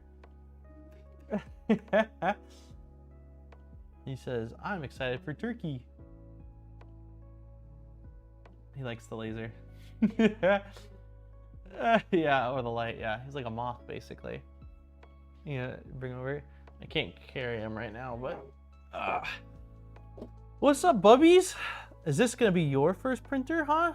He says, I'm more of a V0 guy, Daddy. I'm more, you got a little bit of spit up on your chest right there. Just a tiny bit. Yeah. Hi, bubbies. I just changed them. You look great. I like your little army camo pants, dude. Does that mean you're gonna be crawling soon? What do you see? The fan? You're a big fan of fans. Huh. Hi, bubbies. Jack napping or no? No, he's having some grapes. Grapes, nice. Raspberries and blueberries. Awesome. And then he'll probably go take a nap. Hi, bubbers. Maybe. Thank you for paying us a visit. He's like, it's cold out here, y'all. That's why he's got a sweater. Yeah, he looks comfy. Yeah. Thanks for bringing him. You're welcome. Yeah, I'm doing all right. Yeah, staying warm. Jackson's like, oh, Jackson probably saw you on TV, huh? Oh, yeah. Jackson's yelling from the kitchen because he's watching the stream on the TV. So he's probably like, why are they out in the garage? Bearded, thank you so much for the gift of membership, man. Hey, Balance. I wish my first printer was a Micron. Yeah, you and me both, man. My first printer was the DaVinci 1.0, and then a bunch of kits. The second one was a kit, and that was the Fulgur Tech 2020. No, I'm not goofing because these have set screws on them, and there's probably going to be a gap. There's definitely going to be a gap between them, so we don't need a shim between these two things. Yeah, Landon's been smiling a lot more, and it's freaking adorable, man. This kid's got a cute smile. All right. Okay. Where's our button? Our sound effect button. That was easy. Feels appropriate. I'm currently redoing. Oh, dude, the FT5 was on my drool list. Like, I really wanted to build one, but I gotta show you guys because I know there's a lot of people in here that have been printing for a long time, and a lot of people that haven't. So, let me show you first off. Fulgur Tech 2020. So this was my second kit ever. No, I'm sorry, my first kit ever. Oh God, bring me back. That was the print I did actually. There's my video. That's cool. Okay. Yeah. So this is my video. Before the channel name changed or anything, you probably see, is baby me in this video or no? This is just it printing. Not just it printing. This was back when Patreon had just started. These were my first 5 patrons ever. That's really cool. I was not expecting that. But yeah, this was the first, oops. the first build ever that I did that was like a full kit. And gosh, I learned so much. I built it mostly in a single live stream. I streamed for 8 hours straight, then took a break because it was short a couple of parts. I had to run to Ace Hardware to grab more, then came back and finished it. I also was so tired at the very end of it that when I was wiring the mains, forgot to unplug the cable and let sparks out. And that was a very terrifying day for me. I'm glad I lived to tell the tale and have learned that when I'm tired, I will absolutely not be doing anything with electricity. And so for anyone that hasn't seen the FT5, it is a monster of a printer. I mean, I guess not compared to the Venture now, but this is the FT5, and I think there was 2 versions of it. I know that Chris Riley, I was super jealous because he built one of these early on. He's been printing forever. Chris Riley, where is his? Maybe his wasn't the FT5. They had another one that was maybe a step up from the FT5. Folder Attack, I know he built one. FT6, okay, that's what he had. So he had the FT6. And I mean, I guess like by today's standards, there's Chris. I guess that by today's standards, maybe it's not as massive. It's still a freaking huge printer, man. So, but it's really cool. Just such a trip down memory lane with this build. Hey, Viking. I missed my Robo. Oh God, the Robo R1 Plus. I wanted a Robo R1 Plus. They were such a popular i3 printer. Yeah, I wanted one of these, but couldn't afford them. I think they were like, maybe that price is about right, $600 or $700. And so my first printer, I had to save up a ton. For me, it was like saving up Christmas, saving up birthday. I think at the time I got my first printer, I think it was when I was working at McDonald's. It was my first job. So I was 17. No, that's not right. I graduated in 2010. And I was 17 when I graduated. So I got my first printer when I was 20. So I think I was working at PetSmart when I got my first printer. But yeah, I wanted one of these guys. These were so popular back then. Just an i3, yeah, 650. Yeah, so the first printer I got was the DaVinci 1.0 that was on Black Friday sale from Newegg for like 400 even, which was like so much money. I was like, oh my God. And then the Folgertech 2020 was a really good deal, even by today's standards. Granted, like the hardware wasn't very good per se, but like it taught me so much. This says $269, and I want to say that that probably was about what I paid. I think I got it for like $240, either from, I think it was from Folgertech directly, or maybe they had an eBay store at the time. So yeah, gosh, such a trip down memory lane. We've come so far. Okay, so we got these guys, and now we need these. So ensure that the closed loop belt is wrapped around everything, and I assume that's going to be inside the motion box, probably. Let's see. Yes, 4 pieces. Let me take out these belts really quick here. Okay, got our belts, and then we need these printed parts, and I'm just gonna check to see whether these are accent pieces or not. The naming convention makes it look like it's not an accent piece, so let's assume it's probably not. And I think I just installed heat inserts into it. I apologize, I know last week someone mentioned that I was blocking the camera with the stuff on the front here, so I'm trying to be mindful of that. Let's see, so yes, these are the pieces. So we got 1, we got 2, we've got 3, and we've got, where are you, number 4? Where? Here you are. Okay. So let's do some quick reading here. He's too polite to ask. Oh, can you link at Maker Vikings Tinker Atlas? Sure, yeah, I can do that. Let me pull up the page really quick. So Viking has been working for, how long has it been now? No, is it Tinker Atlas? Tinker Atlas, what is it, Tinker Atlas? I don't think it's .com. Here it is, here we go. He's been working on this for quite a while now, and it is like a, how do I describe it? Like a social, like a social media for makers. It's pretty cool. I'm definitely, I have an account on there. I haven't been on in a while, I apologize, but I'm definitely not on a lot of social media stuff in general other than making YouTube videos and checking trading card stuff. But yeah, it's linked in chat for anyone that wants to take a look at it. Oh, dude, I had the JG Aurora as well. I was actually over at my parents' house the other day, And there is a print I made for Mother's Day years ago. This was, let's see, Modbot, Lighthouse, JG, or it was Aurora, right? JG Aurora or JG Aura? Aurora. Here it is. Hey, what's going on? It's old video. This was a big print for me back in the day. And I made this for my mom. God, the Z artifacting. But she still has it and was so stoked. I was stoked to hear that. But yeah, I made this for Mother's Day like many years ago, and then I threw in some, I don't know if I did it on video or not, but I threw in some tea light candles. Oh dude, and then I printed this guy. This was back when the for anyone that sees Rick and Morty, the is this a I'm Mr. Meeseeks, look at me, or something like that, right? It's crazy how far print quality has come too, because like by this standard back then, like this was a fine print, but by today it would be like, oof, you know. Andrew, thank you so much for the $10 for the Happy Turkey Day fun. Thank you, man. I really appreciate it. Yeah, I remember I was working at a bar at the time. This was around the time, so 2018 was 7 years ago. So maybe I wasn't still working at the bar, because I met Aaron 10 years ago and I was working at the bar then. I remember this came out around then, because I remember like the existence is pain. Yeah. Anyways, let's get back to a lot of distractions there.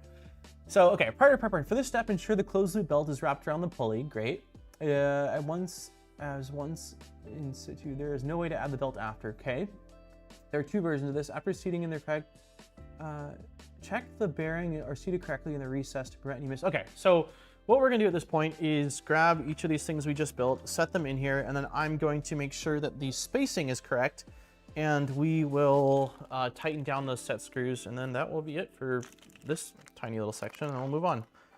So let's do that. So these guys just need to go like this. Let's make sure we have it around the teeth somewhat correctly. There we go. This is going to drop in here like this. Okay. And then this guy, oh, you guys can't see what I'm doing. I will show you better on the next one. We have to do it a couple more times, but this guy basically, I knew this was going to be sort of the way it was going to go. So hopefully we can just slide this. You know what? I need to slide it prior to dropping it in. There we go.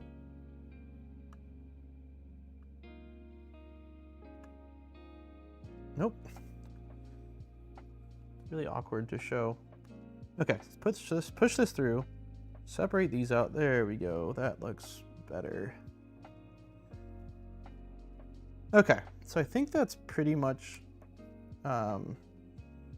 exactly how we want it. So actually, that doesn't seem right. Oh, actually, wait. Yeah, these bearings probably don't need to spin on the outside, so that likely doesn't matter. It's just the inside that needs to be able to spin. But why are we not... We're not spinning as smoothly as I would like. It could be because of the belt. I think, yeah, it's because of the belt. I think we're fine. Okay, so as long as the bearings are in their slots, it basically centers the pin for you on this side. I think we can now tighten this down. So let's try to do that. Okay, let's do this. Probably going to use my Allen keys for these just to give me a little bit of extra. I'm also, because I don't want the top of the pulley to be touching the plastic part, I'm like pushing it with my driver towards the bearing stack. Hopefully that makes some sense. But yeah, it doesn't spin so smoothly because of the fact that this belt is loose. I think that's the reason why. I think this is going to be fine.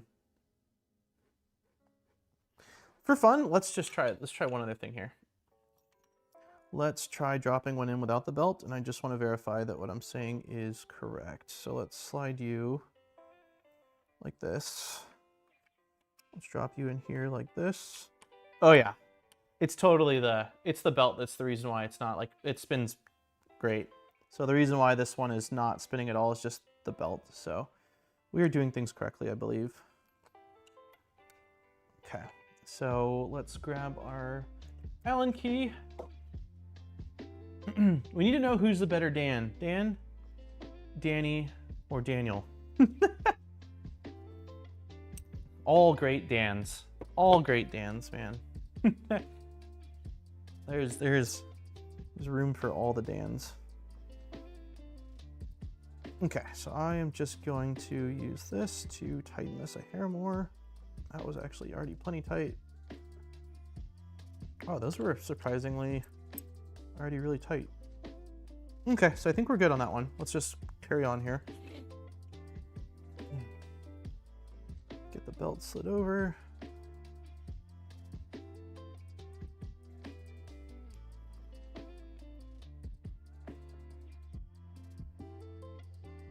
Drop you down. Okay.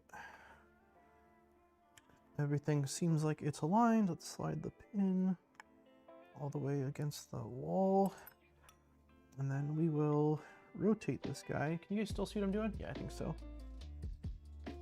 Slide, slide, slide. There we go.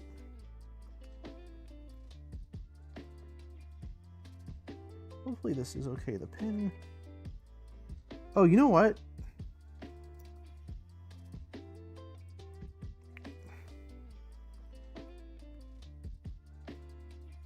There's a little bit of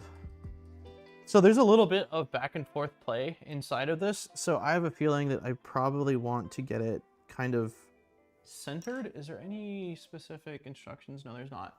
I'm going to try to get it centered. So I'm going to loosen this guy because I didn't do that. I sort of favored it going towards the printed part, which is probably not what we want. So let's loosen that just a hair and slide it.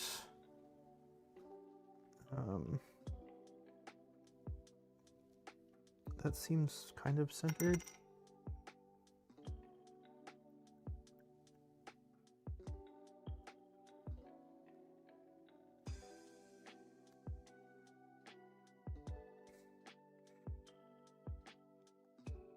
I don't know how much it truly matters.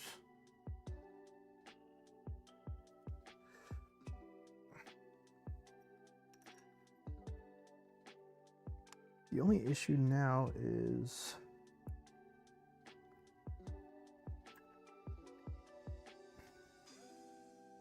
yeah, we're gonna just leave it like this and hope for the best. If I need to adjust it, I can. But it looks like the two considerations to me are for this pulley right here, we want it to favor this side, like leaning up against there, because we don't want the top of it against the printed part, which it's very close to being up against the printed part, but I think I have a hairline gap. This guy specifically, I'm trying to center sort of the gap between the large teeth on it and the gap between the front piece on it, so that way neither are touching the printed part. I don't know if that's correct. I don't see any specific mention of that. So I centered it and put the washer on the right so it did not move anymore. I centered it and put the washer on the right. Wait, so you're saying you didn't do this? Like right now I've got it set up where it's bearing two spacers or shims, the pulley, nothing here of course, then the large toothed pulley, and then another shim, and then a bearing. So they're like, these shims are both like sandwiched against each other as hard as they could be. This guy is free to move in both directions 1 millimeter, which is making me uncertain whether that's how it's supposed to be or whether they should both be favoring like opposite directions. So like this one favoring that way and this one I should be pulling all the way back so it's butted up against that shim. I don't know. It doesn't call out anything. So I really don't know what's the call here. If I have it all the way, so let's see if I have this, for fun here, let's try another one. Do some experimentation here. So if I don't have the belt so I can see how things are freely moving, I separate these two guys and I drop them in like this and I favor this. Okay, so with this guy being all the way against that shim,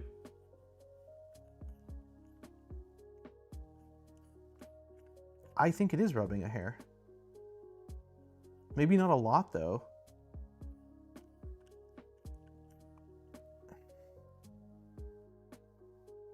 Yeah, I'm not really sure. See, I shimmed to make sure, regardless of how many shims were used. Got it. I think that to do that, we need another shim. I don't think this kit has enough shims, if I'm being honest with you. There is a total of 1, 2, 3, 4, 5, 6, 7, 8 of these, and I have to assume we're going to be using quite a few here. 1, 2, 3, 4, 5. But these are different shims. These are M3 shims. So if we don't need to use M5 shims anywhere else, then I can absolutely use them because I've got 1, 2, 3, 4, 5, 6, 7. I got 8 more shims.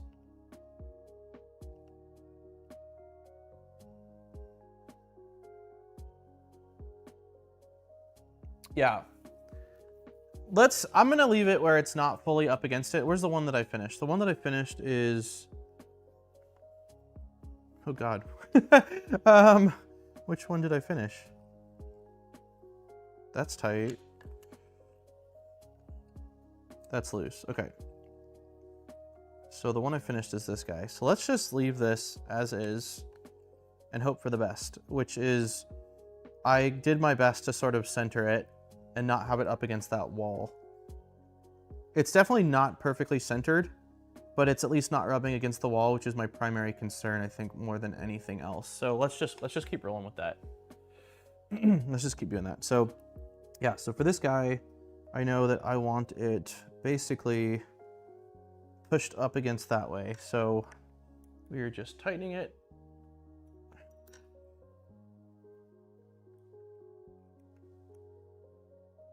Okay, and then for this guy, which I already tightened, I'm gonna loosen it a hair.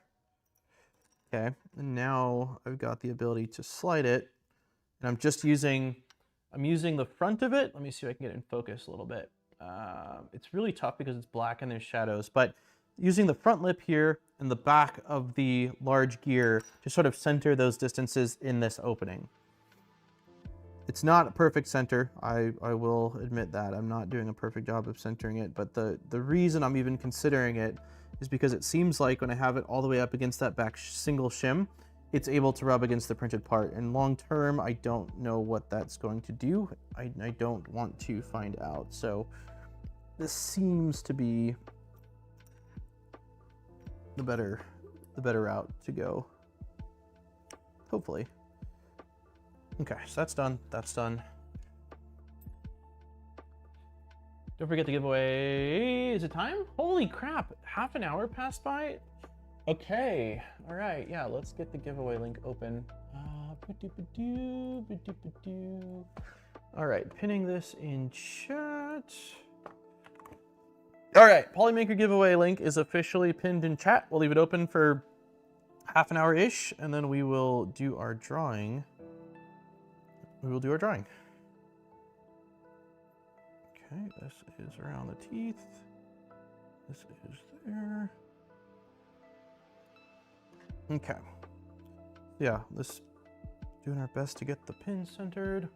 Pushing this guy so it's as far away from this little printed lip as possible. And we'll tighten it.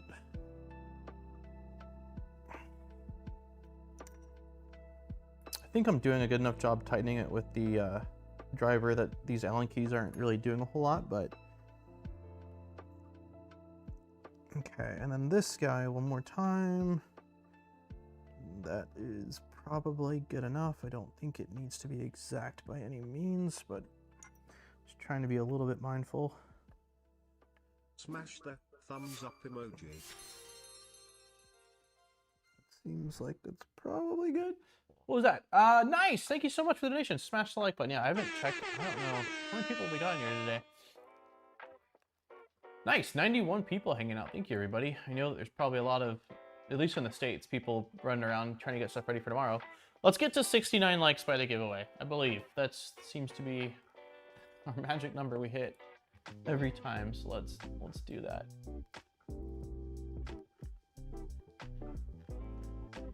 Okay.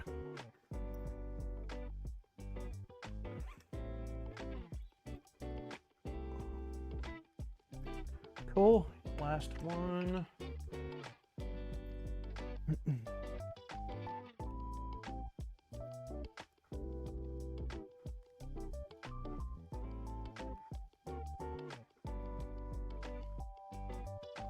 Don't you dare fall off. Don't you dare. There we go.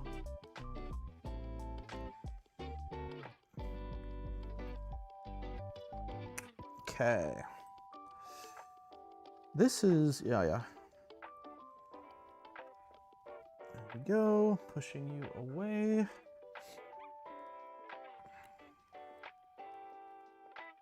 I am keeping my fingers crossed that this year the turkey is defrosted, because the last 2 years I've consistently had to work with a frozen turkey, and if anybody else here has carved a turkey or has cooked a turkey and hasn't had it fully defrosted, you know my pain. It is freaking cold and usually involves me with a tablespoon just trying to clear out the turkey. It is not fun. So we got the turkey on Sunday, frozen, and just left it in the fridge since then. So I'm really hoping that when it comes time tomorrow for me to prep that turkey, that it is nice and primed. It sucks. It absolutely sucks. Okay, cool. Let's move forward now. Okay, so we need, it's the final clamp. This is the accent piece, it looks like. Shaft assembly cover, and then we need M3x8 button heads, which we've got right here. So let's see if I can find these accent pieces.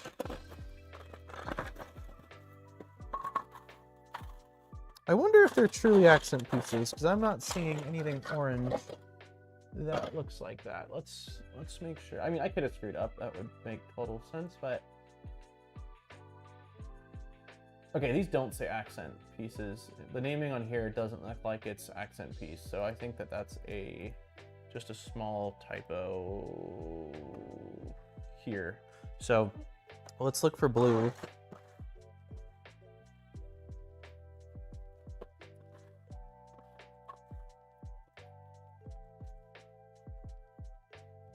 Okay, where in the world are you? Where, I know I printed all the pieces. I'm confident that I did not miss pieces in this. Okay, they are accent pieces, not a typo. 1, 2, they're in the box of parts that I had to put heat inserts inside of.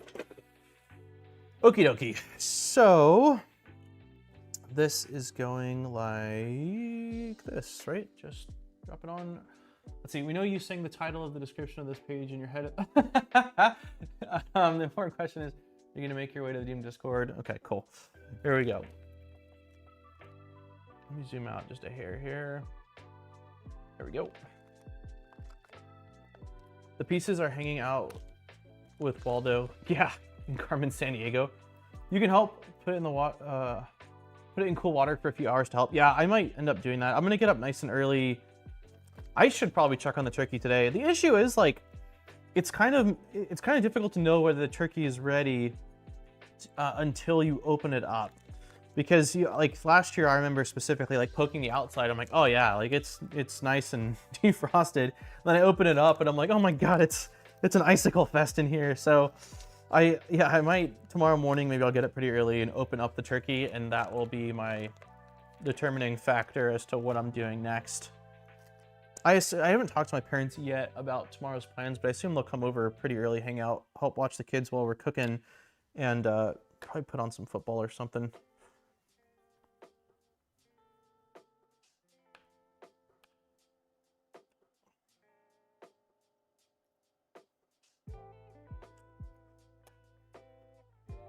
I think the formula is 4 hours of defrost. Yeah, that's definitely, I Googled it last night, or maybe the night before, because I was actually concerned that maybe the turkey would be bad if we had it in the fridge as long as we did, but we did get it frozen, so it wasn't like it was already thawed and now it's been in the fridge for 4 days. It was frozen, and you know, assuming it had to defrost a little bit each day. It is a smaller turkey this year. The last 2 years, Aaron worked at Costco, and like part of a perk of working at Costco is every employee gets a freaking massive Costco turkey. But after Landon was born, we weren't exactly sure what the plan was, and she went back to work for just a couple of weeks and then basically put in her 2 weeks because I discovered I cannot juggle a full-time job in YouTube and watching 2 kiddos while she works. And we looked just for fun at like cost of daycare, and boy, did it not make sense to pay for that versus having Erin home. So this year we just got a turkey from Winco, which I don't know if they probably don't have Wincos all over. I think it's more of like a West Coast thing, but just like a small grocery store. So it is a smaller turkey this year. Still large. I think that's like 13 pounds, but in the past, like the Costco ones were ridiculous. Hey John, happy almost Thanksgiving, man. I'm thinking next year I'll do the turkey on the pellet smoker. Yum, that'll be really good. Yeah, I can share, I've got a recipe that I swear by, and it's a pretty simple recipe, but the turkey always turns out so good. Let me get these last 10 screws in, and then I'll then I'll post a turkey recipe.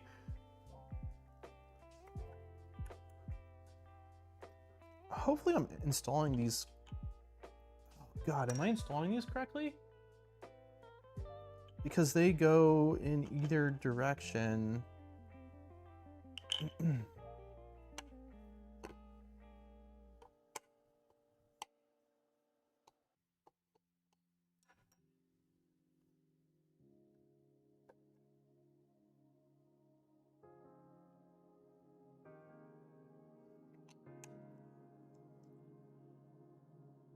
Am I installing these correctly? Let's see. So this one would also be going like this. I think I am not installing them correctly. So there's a heat insert here, right? Yeah, so there's only a heat insert on one side, and this is supposed to go on the side that has 3 holes in it. So that's correct. That is correct.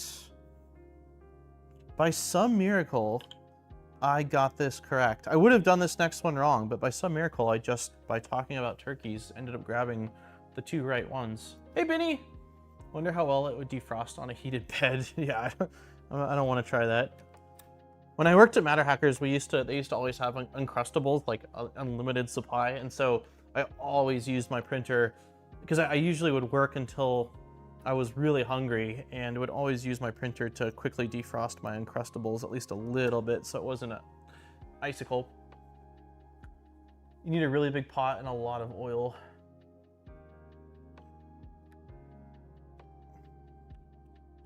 So yeah, for anyone that is watching this, the orientation does matter. There are 2 in one direction and 2 in the other, and so when you're putting these covers on, you just basically want to make sure that the side that has the heat insert matches the side with the other pre-installed heat insert, and not the side that has this like sort of alignment aid for, I'm assuming, the 1515 extrusion.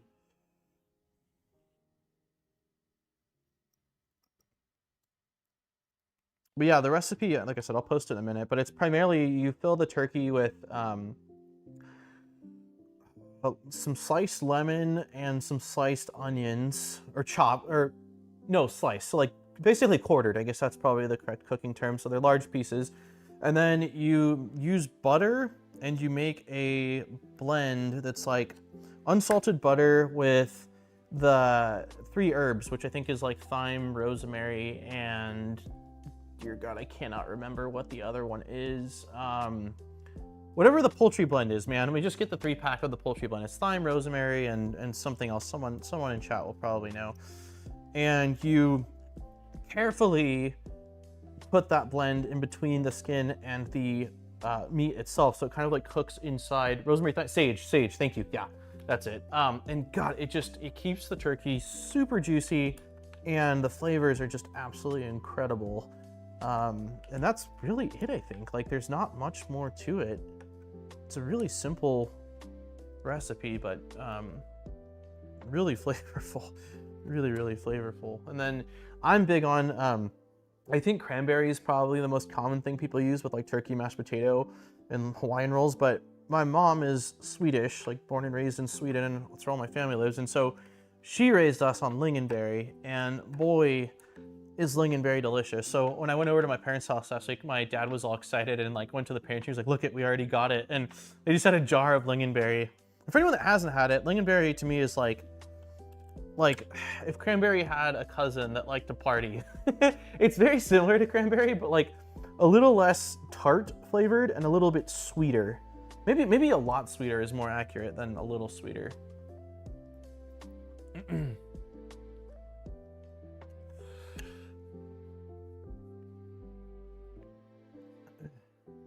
My wife used to baste the dang thing until I introduced her to the joys of using a roasting bag. Yeah, I don't think we do any basting, and somehow it still turns out really moist. And I think it's probably because of the amount of like butter and herbs I pack between the skin and the actual turkey itself. I make a honey baked ham for Christmas the last couple of years, and I'm absolutely doing it this year, which is a lot of work. It's a lot compared to the turkey because I basically have to get a big jar of cloves and manually insert the cloves in between the spiral ham one by one, which honestly takes like half an hour to 45 minutes of just stabbing these little clove things. I do baste the ham with, like, I guess it's not really basting, I'm not using a turkey baster, but I scoop the honey mixture on it, I think like every 15 minutes while it's cooking to keep it cooking in that stuff. This is hurting my hand. I should have used a driver for this. Okay, those are all on. Let me really quickly grab that turkey recipe for anybody that is interested. If nobody cares, that is also absolutely fine. Also, giveaway link for the Polymaker spool is open. Thanksgiving turkey recipe. It was actually a YouTube video where I found it. Here we go. It's this no fail Thanksgiving recipe, and here is the printable. Here's the printable recipe for anyone that is interested. But yeah, the recipe is just onions, fresh herbs, lemon, garlic. I forgot garlic. Unsalted butter, salt, pepper, and then carrots and celery. I don't think I did last year. I don't think I did that. Here we go. Bam, here we go. For anyone that is interested in a method of cooking the turkey, or recipe that I swear by. Okay. Next up, we are installing these corner pieces. Cool. Give me 1 second here. I have a sip of coffee. Oh, walk off for a sec.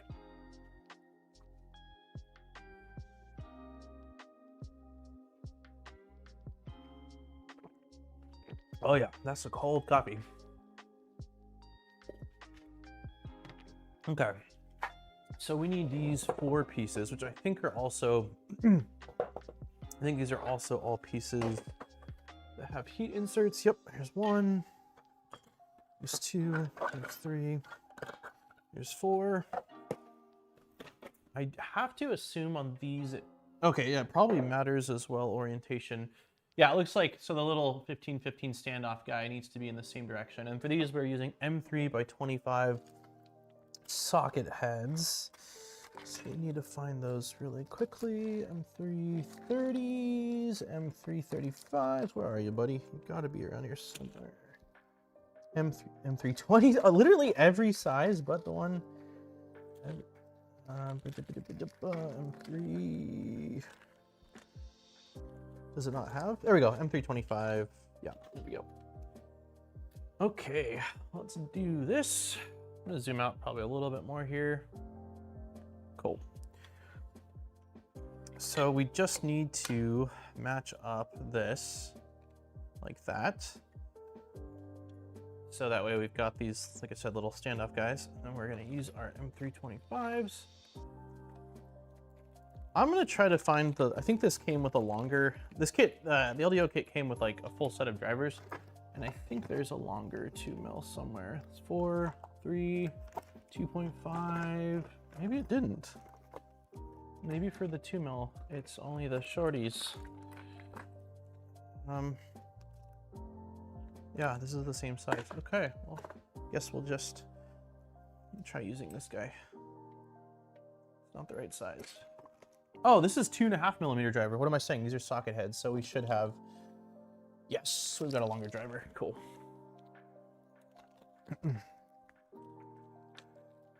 Okay.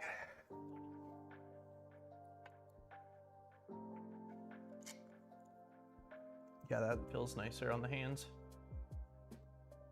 Hey, Don't Knock It. It's going pretty good, man. Frame is basically done. I ran into a little thing with the DIN rails where the printed parts just seem a little bit short, and I don't know.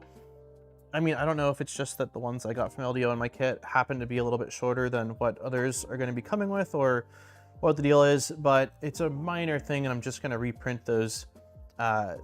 They're mirrored, so I'm just going to scale it in Z in the slicer and reprint those out. But outside of that, yeah, it's been going good, man. Happy Wednesday, happy hump day. Okay, that seems like it's probably plenty tight. Cool. Like this. There we go. Cool. Also, since I think you just hopped in, Don't Knock It, the giveaway link is open if you want to enter into that. We're going to close it in like probably 12 minutes. I think we started it a couple minutes after time.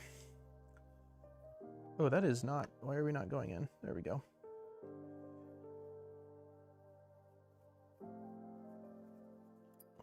How close are we to 69 likes? I think we were at like 56 the last time I looked.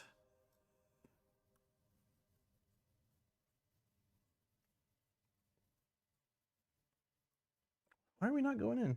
Or maybe we are. Yeah, we are. We are getting there. Really liking this orange and kind of like light, I don't know what to call it, light crystal blue. It's not really a turquoise. Light crystal blue is what I would call it. Okay. This one, like, nope. Wait, what?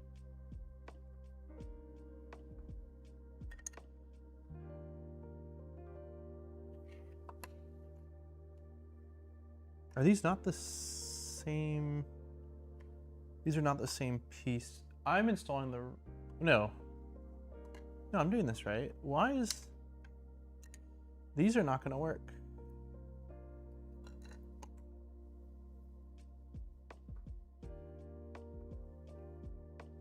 These are not going to work.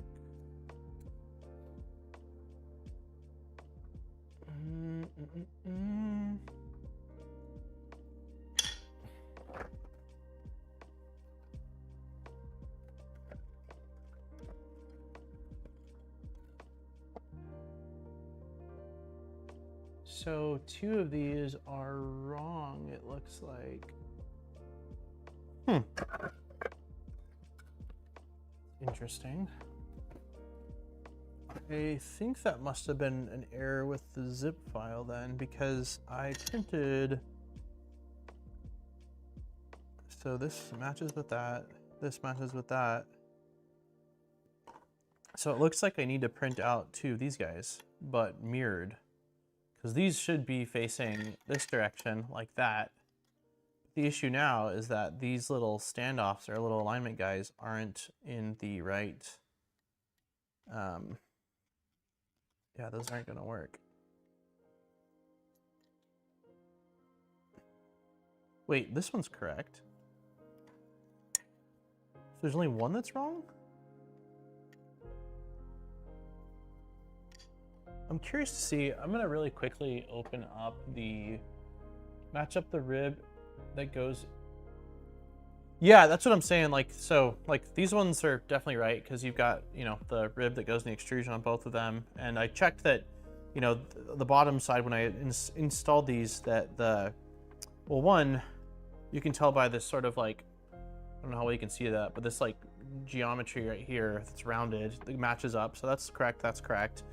And then this one also seems like it's correct, but it's just one. So I'm curious. I did download. K sent me a zip file, and I'm just for fun gonna check that zip file and see whether there's just an error in that. Because if there is, and that's what's being distributed, I want to let them know. I'll just open Orca real quick. I just want to let them know because I'm sure someone else will do that. Do you want to eat that turquoise? I don't. I don't think that the turquoise. Oh, we're opening. Oh, sun slicer. No, we don't want this.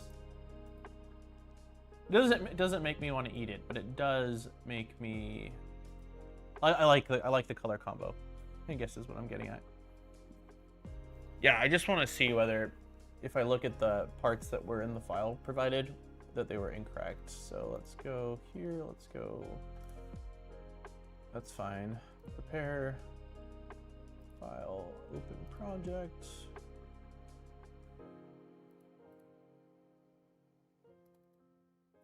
What? Where is the file that I just saved? Okay, 1 second. I wonder if it didn't save to my downloads. Download 3MF file. Ah, it's on my desktop. That makes sense.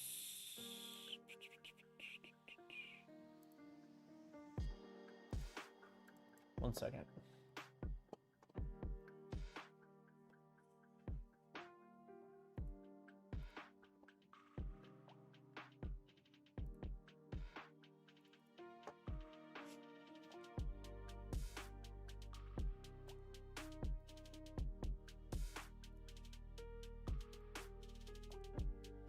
Okay, so these parts are where?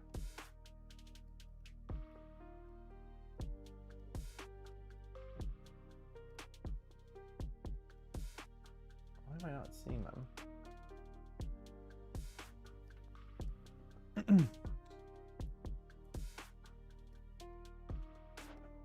Okay, somebody help me locate them. I don't see them. They have like a... Yeah, I printed from these plates. Like, this is exactly what I used to print out everything with the exception of the ant head.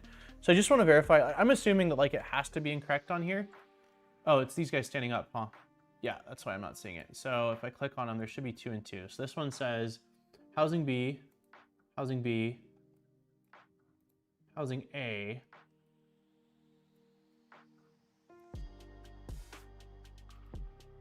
Housing A, what the hell? That doesn't make any sense then. Housing A, wait, housing A times 2. That is also housing A. That is housing B. That is housing B. Okay, I am more confused now than I... That doesn't make sense. I think that these were created for the LDO specifically build. So those are fine. We know those are fine. Those match up. This one does not match up. So did I do something wrong with these other parts then? I don't see how it's possible. Those line up, those line up. So I'm totally confused right now as to how this could have gone wrong, considering that that is the exact file I printed. Let's get this one bolted. Let's get this one. Let's get this last one, or the last one I know matches up bolted. It's not the end of the world. I have to reprint out the DIN mounts anyway, so I can just reprint out the last one of these guys, but it's certainly confusing me a little bit. I was expecting to see 3 like A or 3B on there, but it seems like it's correct, and that's what I printed. So why is one of them seemingly incorrect?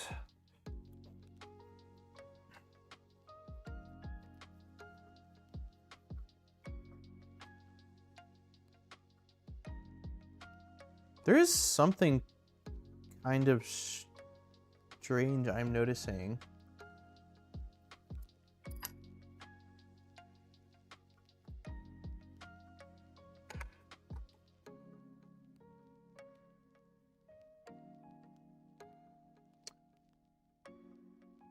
Okay, there's something else. I don't know that.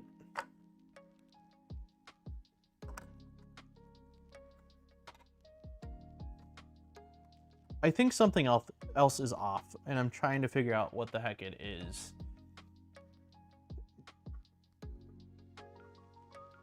Because let's look at CAD. When all else fails, look at CAD. So let's do, I think there's an assembly for Z drive assembly. Okay. Okay, so let's isolate this. You guys can't see what I'm doing, sorry.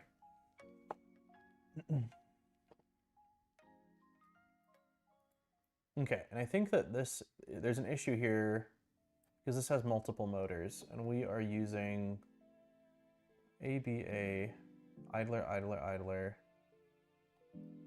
So what is this?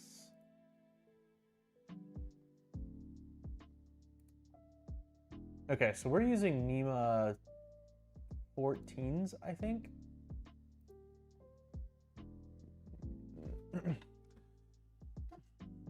Yeah, that's a great question. We looked at this the other day, but I don't actually remember. So we have 4. What the heck are these?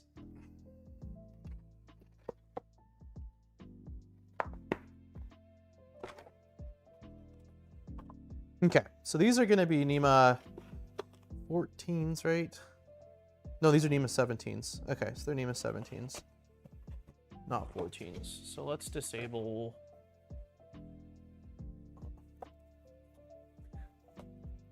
Thought it was 17. Yeah, you're right, you're right. It is 17. So let's disable 14 so we can see what it should actually look like.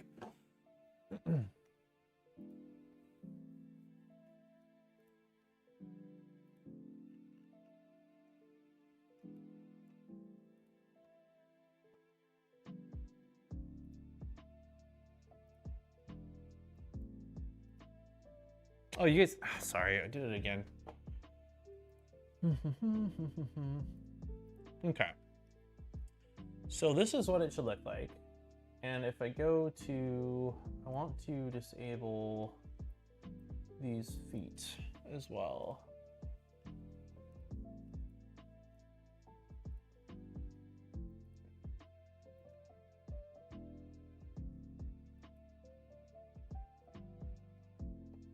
Why didn't that do what I wanted to do?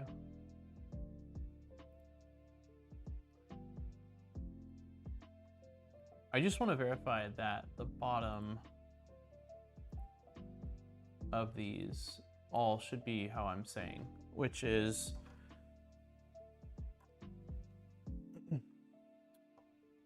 so if I look at this like this,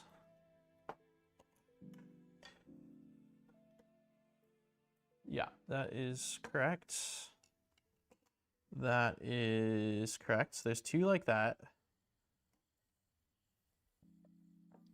Time for giveaway. Okay, if you have not entered the giveaway and you want to do so now, I'm going to remove the giveaway link that's pinned in chat in 1 minute. So do so now. I think I did everything correctly, guys. I really do. So I'm just confused as to why one of them is not correct.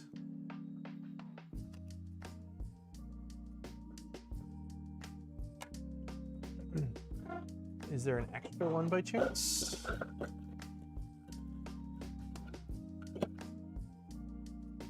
It looks like I'm just gonna have to probably reprint out the one that. Oh my God! There's an extra one. There's an extra one. Okay, sick. Yeah, mystery solved. Mystery solved, everyone. Okay, so I need to grab the heat inserts. This needs to go here. That was really melting my mind. I was very confused there, but of course it's nothing. All right, I'm gonna give you the 60 seconds, then I'm gonna remove the link, and then I'm doing the heat inserts, and then we're doing the drawing. It's only 2 heat inserts, so it should be really quick. I'm not sure why there's an extra one then. I'm confused as to how that all worked out, but is there an extra one? Yeah, it's a great question, GPs.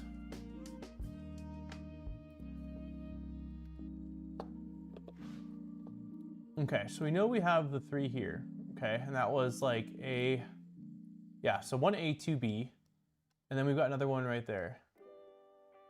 So where in the world did I get another one from? I don't understand. There's not another one on here standing up. I don't know. That is gonna be my mystery. Let's put this one just like somewhere random out of the way now so it doesn't throw me again.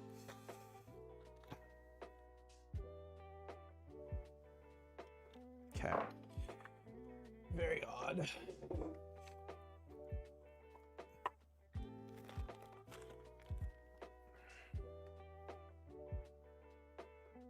I'm just glad I have it. It's well, the DIN rails were one thing, but for this, I'm like, I really want to get the Z drives mounted if possible. 27 shuffles for Thanksgiving. I think I can make that happen. Oops. Yo.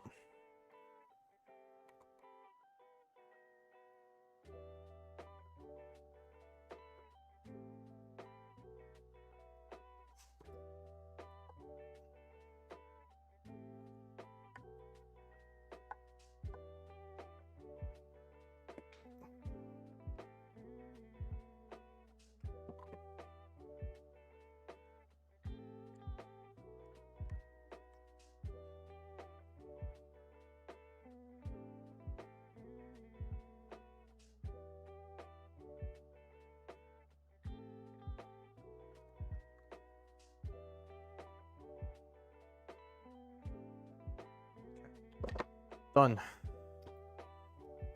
All right, I am officially removing the giveaway link. So if you're filling it out, you have got the time it takes me to install 2 more screws.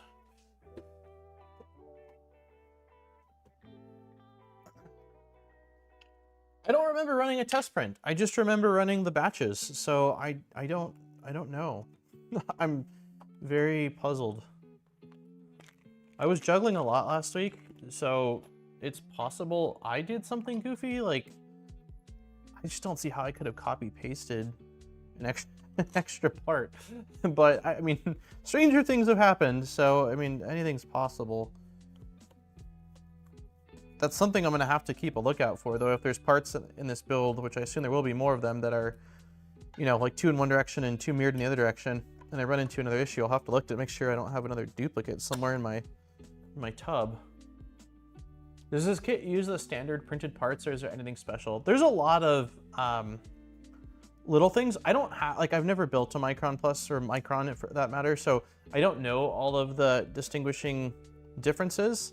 I know for sure though, like, these guys are CNC'd parts, the larger toothed pulleys inside here, and that seems to not be standard because in the instructions there's like instructions for the printed version of them.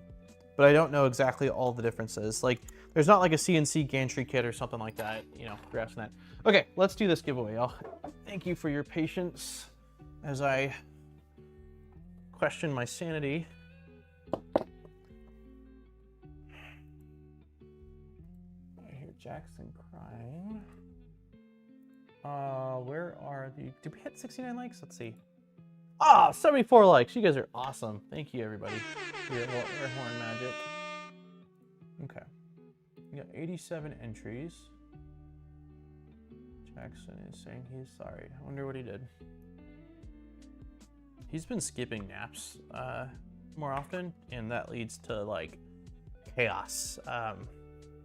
He is just not really napping, and that makes a 2-year-old a lot more prone for a meltdown. I will say that. It's definitely like everything's a little bit more of a little nice here. Okay, let me change camera angles here. I said we're shuffling 27 times for Thanksgiving, I think, is what. Refresh this. There we go. All right, 87 people. That is correct.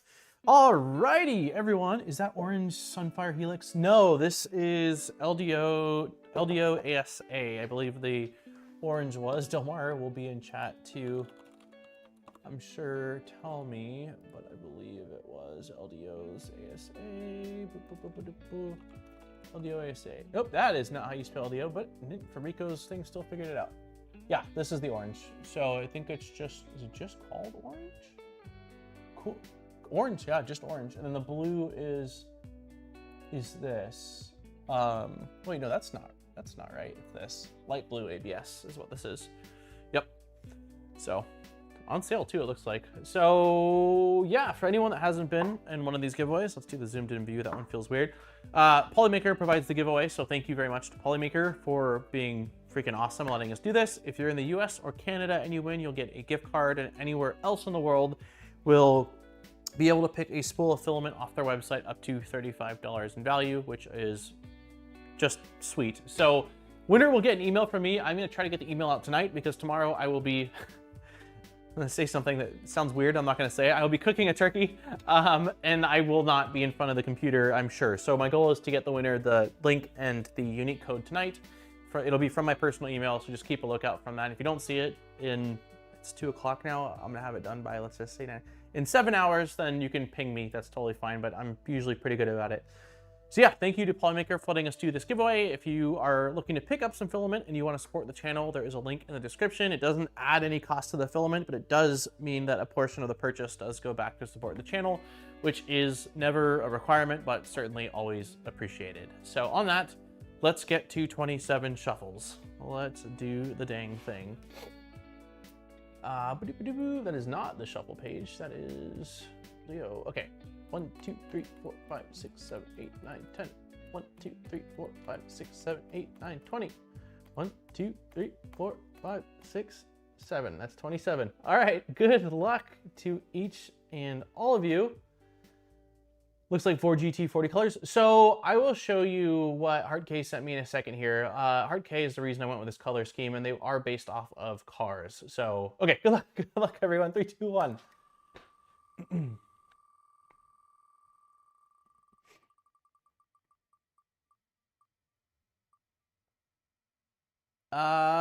HVF Racing Willie, you are this stream's winner. Congratulations. I think you might be a first-time winner, unless maybe your name got changed with the whole like tag thing or profile thing that YouTube's doing. But either way, congratulations. You are our winner, our pre-Thanksgiving winner. And yeah, just be on the lookout from an email from me this evening with the code and the form that you need to fill out. Thank you everyone else for entering in. And once again, thank you to Polymaker for letting us do these giveaways because they're awesome and everyone greatly appreciates them. On that, let me quickly show you what Hardk sent me, which is what I was really torn about what I wanted to do color scheme wise. And I wanted to do something fairly different than what I'd done in the past. So I messaged Hardk a while ago. What is this? Did X just update their chat now? Welcome to the new X chat, end-to-end encryption. Set passcode. Okay. Nothing in my chat is that important, but okay. All right, here we go. So yes, these are so there's 4 in total that Hardk sent. I'm just gonna open them up so you can see them. Also, the music stopped. I just realized that, so I will fix that in a moment here. Spotify. Let's do this. And he also said, mostly based on race car liveries? I don't know how to say that word. So here we go. This is what was sent to me. So there was this one, which was kind of more in line with, like what, hey Glock, excuse me, sorry. More in line with like a color scheme that I typically have done. I've done a lot of like black extrusions, black primary, and then like a popping accent color. Then there was this one, which this is close to this. I think that in this render, these colors are a little bit brighter in the render than what I'm using, but this was the one where I saw it. I was like, that is gorgeous. Then there was this one, which I liked this one a lot as well, but I felt like the neon was a little bit bright. This is also very bright, don't get me wrong. So I just liked the way these two complement each other more than how much this pops off of the green. And then this was the other one, which is the color scheme that I went with for the Doron Velta. So yeah, it was Hardk that made me go with this because I saw this one was like, yes, it's calling me. So yeah, that's why, that is why. Okay, so now now we've got motor stuff. One small pulley for man, one giant leap for Z-axis functionality.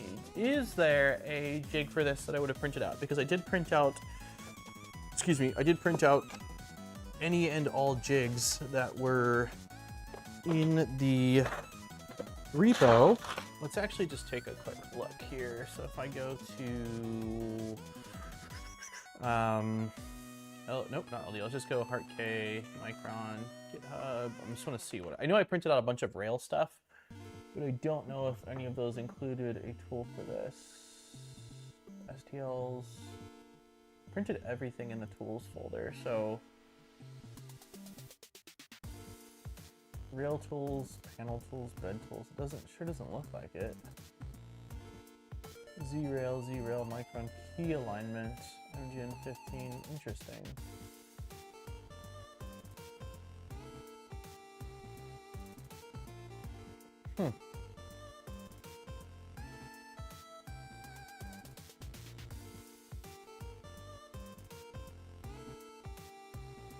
It would have been nice to have had a jig for this. It would have been nice to have had a jig. Let me grab some motors out here. 1, 2, 3, and 4. Hey, BB's is here. Hey, BB's. How's it going, man? Okay, so we got 4 of you. And then I need to find, cool. Yeah, here's these guys. So we got 4 motors, 4 pulleys.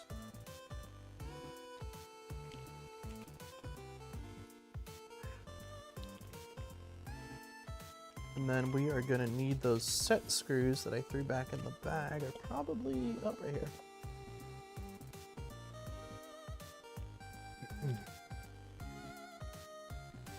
1, 2, 3, 4. We'll do the same thing with these, just a single set screw on the flat portion of the shaft.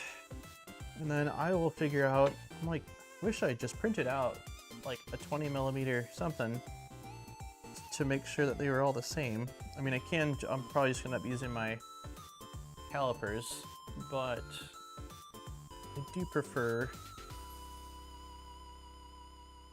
just having some kind of a printed part that I set in there.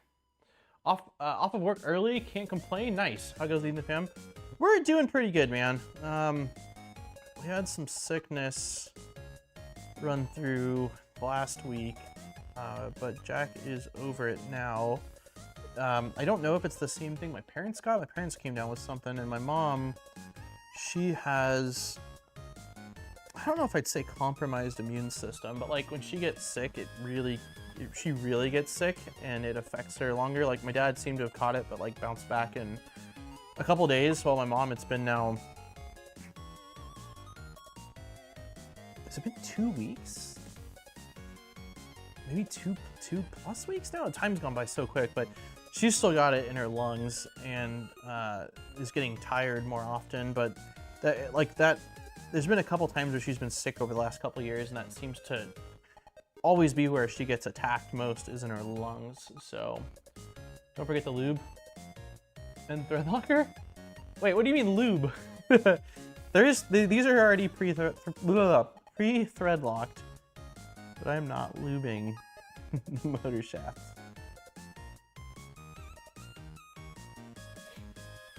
Wonder if the Merc 1 jig would work. Yeah, the unfortunate thing about that is that I don't keep the jigs. Once the build's done, they usually end up getting scrapped at some point.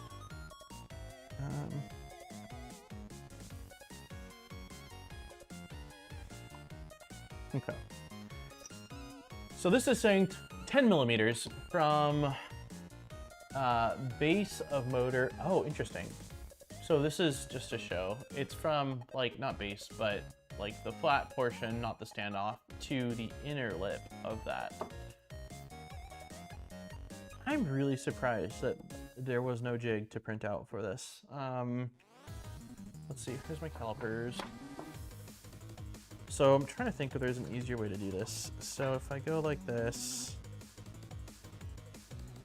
I guess I'll just basically do this, where I will kind of like, it won't be exact because there's not going to be a thing to press against it, but I will set my calipers and make sure it's zeroed out correctly. Looks like it's, yeah. Let's set this to 10 millimeters.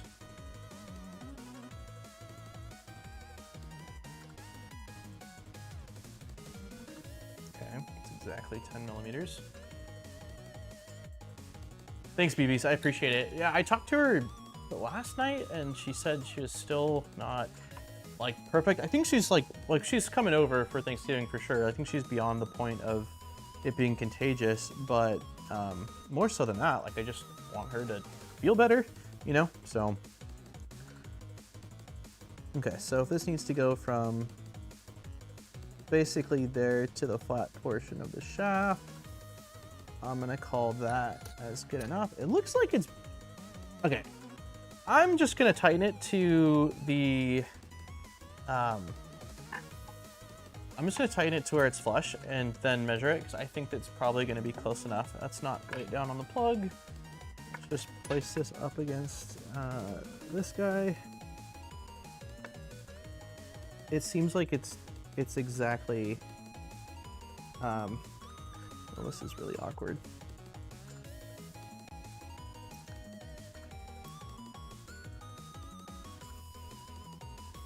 I'm gonna tighten it a little bit harder so I can still kind of slide it, but not so much. But yeah, it seems like flush is exactly there. So I think we'll just go with flush. Okay, this sucks. I'm just trying to figure out what the best way to do this. Let's use gravity as on our side. So let's just do it against the quartz. Cool.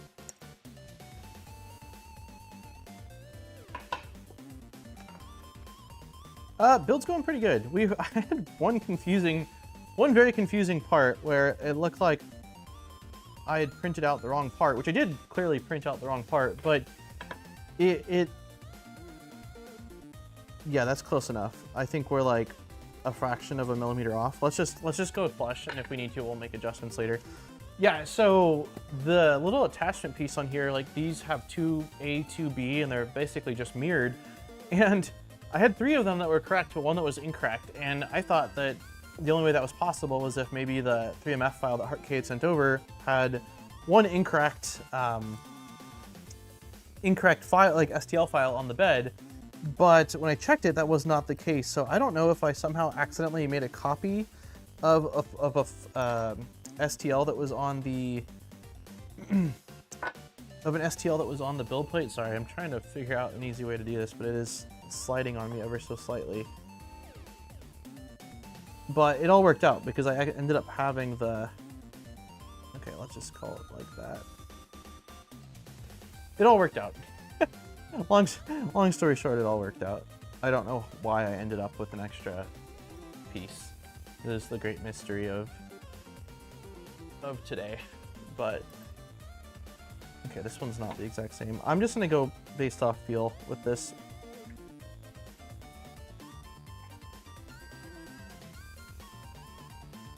I think this will be as accurate as me using my calipers the way I was gonna do it, which was basically eyeballing it. So if it ends up being an issue, we'll adjust them, but hopefully this is fine. I don't know how exact or how much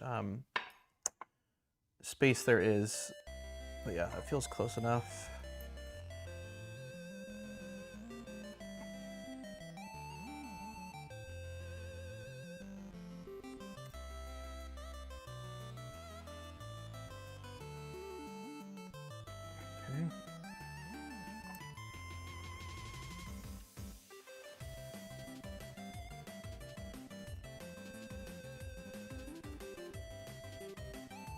Okay.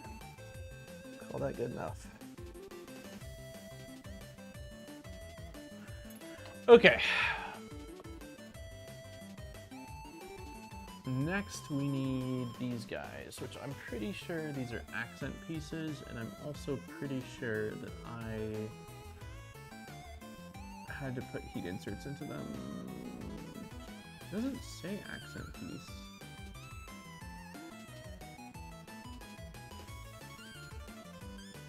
It does. Okay, accent pieces, 4 of them. Okay. And if they had heat inserts, which it sure looks like they do, then they'll be in here. 1, 2, 3, and 4. Okay.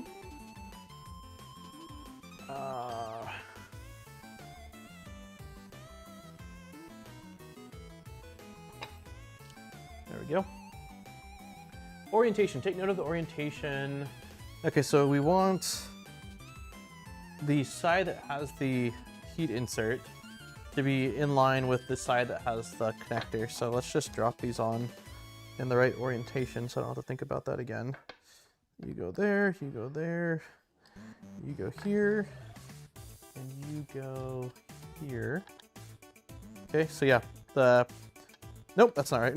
But the side that has the opening right here, the hole, which is where there's a heat insert, needs to be aligned with the plug for all of them. And then we're just gonna use M3/8. So we need 16 of these. It's like your V2 colors. Don't you have at least three V2s though, BBs? I remember you had like, almost like the starter Pokemon. There was like a leaf, fire, and water. It was a long time ago. I think you had those around the time I built my V0. R1Z drive is a lot different than the original release files. Do we think better or worse or just different? I don't have any comparison because I haven't built an R1.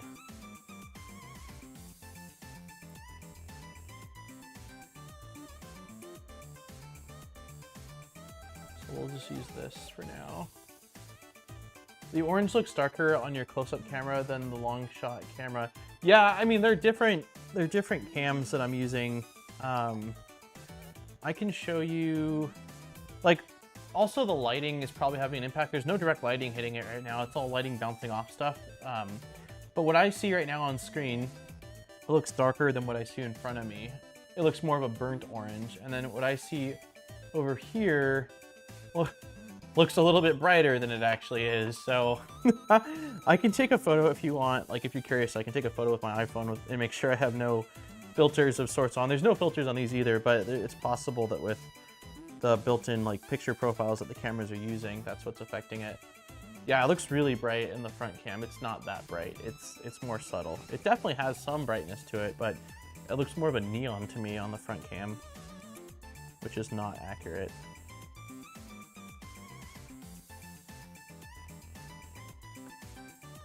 I really wish I had a bigger driver right now for these.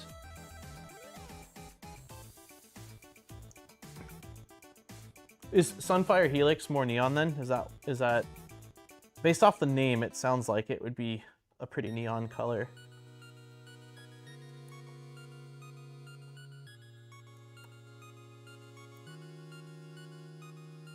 Okay. Whoa, that's not right. These two screws went down way further. Ah, that is right. If you look at the part from the side, the depth, can I get it better in focus? Nope, we need to go further away. The depth is different. I was very confused looking at it from top down, but yeah. So these two obviously are gonna be sticking up more than these two because the depth of the parts are not the same. But from top down, I did not realize that.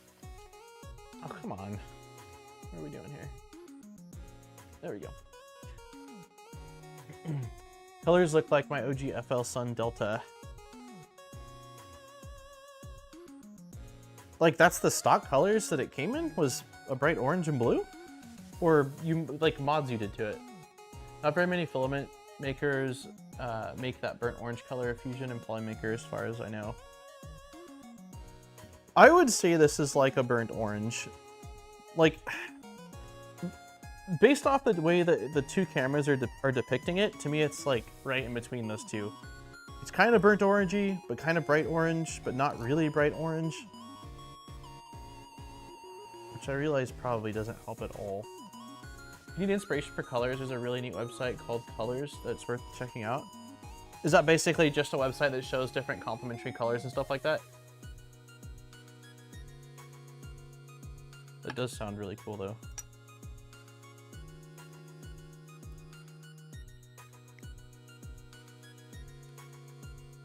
The bright orange was stock?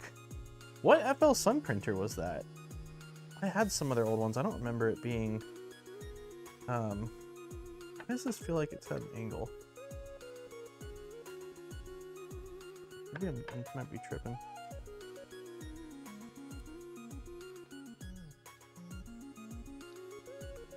Exactly that, but you can pick from photos and such. That's freaking cool. Yeah, because I was, when I was trying to decide on this build, I was really like, I don't know what colors to do. I was thankful that Heart K sent over some of those renders because it made it a lot easier. Once I saw, like I said, once I saw this one, I just was like, that's gorgeous. I need to build it. The color scheme is of the Golf GT40. That's what this color scheme is. Yeah, he did say they were based off of race cars.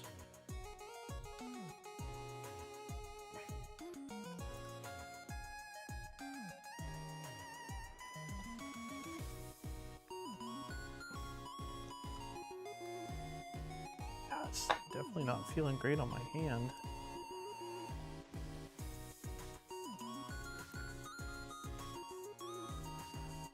Okay, halfway there, 2 more.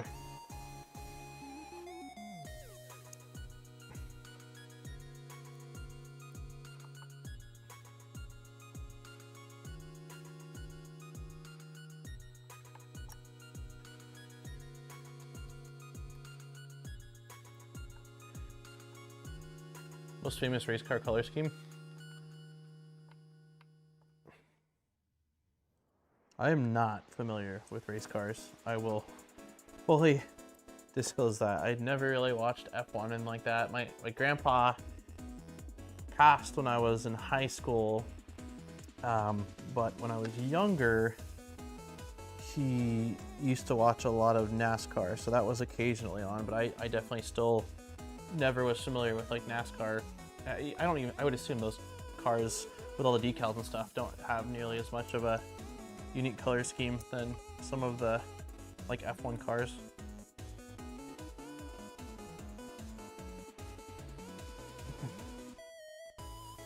What was the kit? Oh, 2016, got it.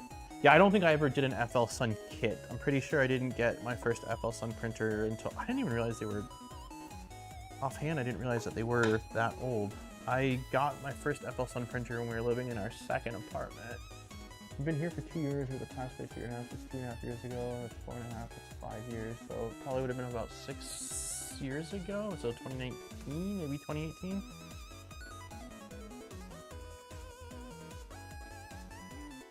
I think it was like an FL Sun Q5 or Q. I feel like there was a Q in the name.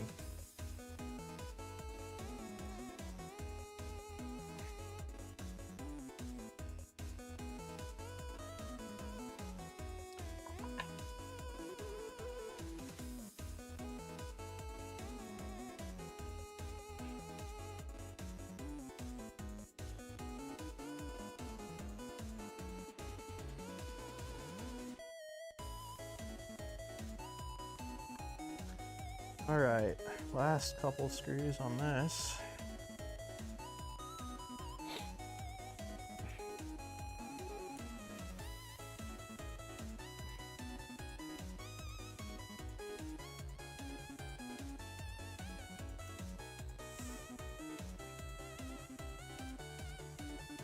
Okay, those are done. So now, oops. I clicked on the ad. Okay, so now we need M320 socket heads. Sick. All right, yeah, we'll finish up these last couple steps, then we'll call it there. So let's get these going. We need M320 socket heads, which I know I saw in here when I was going through this. M330s.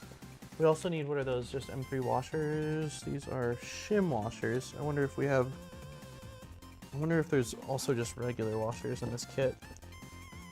M335s. M320s, what I said, right? Yeah, M320s. Okay, so there's M3 shim washers, and I don't know whether they also just have M3, like, general non-shim washers that maybe aren't precision that we're supposed to use for this. Sure doesn't look like it. There's 60, I think we can use these. There's 60 of them, and there's only so many we could possibly be using for the motion, the rest of the motion system, like bearing stacks. So, all right, so we need to take these parts. These are gonna be going through here, and it says, so the motor like plug needs to be facing outward, like towards this direction. Need to go. Have a lovely evening and Thanksgiving. Thank you so much. Going to try and wake up for Steve's stream. Got it. Yeah, sounds great. That's right. Also, anyone that's hanging out, because we are going to call it probably another 10 or so minutes here. Steve is streaming at 4 p.m. Pacific Standard Time, and it's 2:30 my time, so that should be in 2.5 hours from now, and it's going to be on the indexed beta. So I know that a lot of people watching here are from places where it's getting relatively late, but if you are up or if you are in the States, definitely check it out. I gotta do some prep for tomorrow, but I'm gonna try at least pop in, even if it's just for a few moments. Okay, now we're gonna be mounting the Z motor to the assembly. Imagine docking. NASA would be proud. Secure the motor in place, not too tight, as we're gonna adjust tension later. Just tight enough to hold the whole thing together while you continue your build. As you're bringing the two assemblies together, make sure the belt on the motor shaft is passing through. Okay, got it. So basically, this belt loop needs to be going over the pulley on this. So let's make sure that is happening. That is happening. Cool. Sick. Okay, so that is in. Now we are going to set this down. Steve will be raiding into my stream afterwards. Nice. We've got a stream train going on today. Officially on vacation? Nice. You got Friday off too? A lot of my coworkers took off Friday. I will be working. Yeah, I will be working.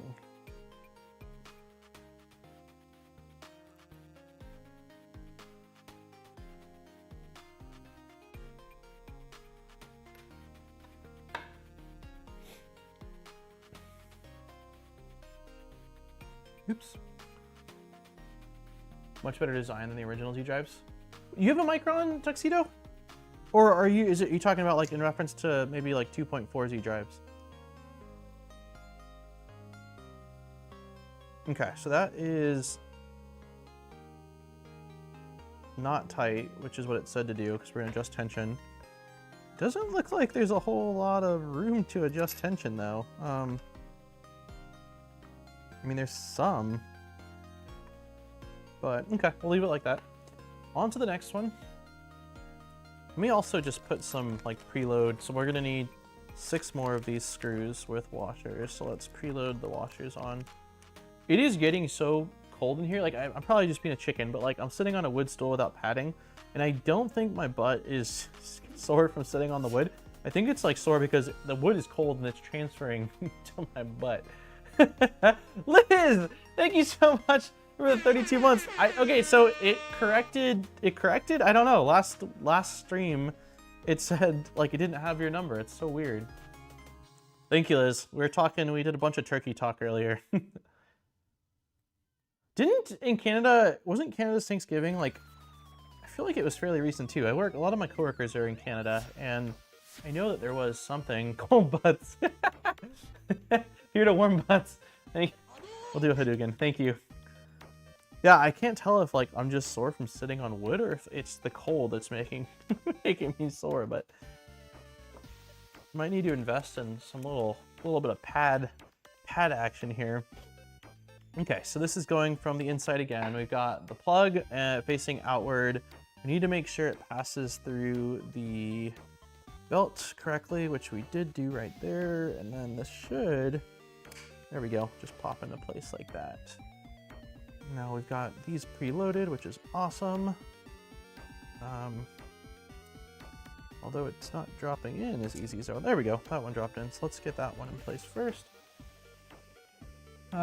Second Monday in October. Okay, got it. So it was a little bit more than a couple weeks ago. Yeah, because I was like, I know that they had, that they all took off for Thanksgiving at some point not long ago, but the last couple months have been kind of a blur. Is there traditional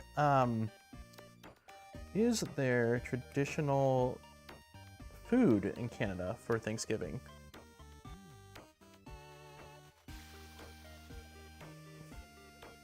This is way off center.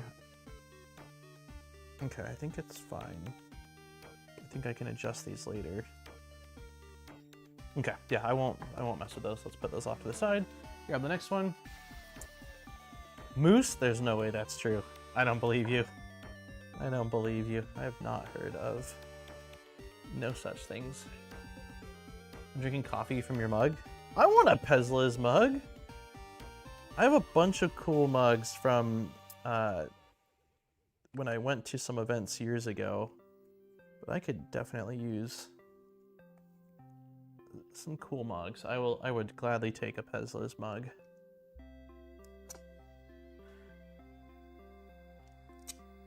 Okay.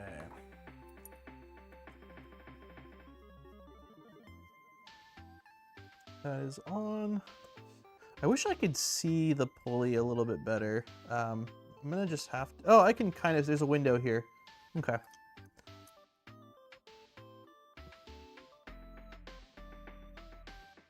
We do all the same things. A lack of candied yams and green bean casserole. Got it. Okay, cool. Yeah, I didn't grow up with green bean casserole. That was like something that she introduced, but boy, am I a fan.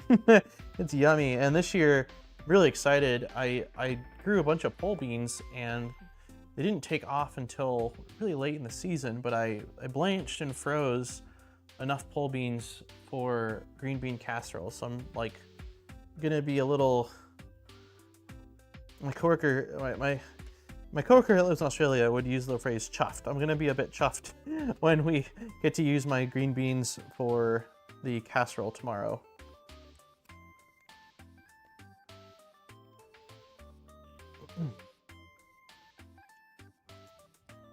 All right, these are going in.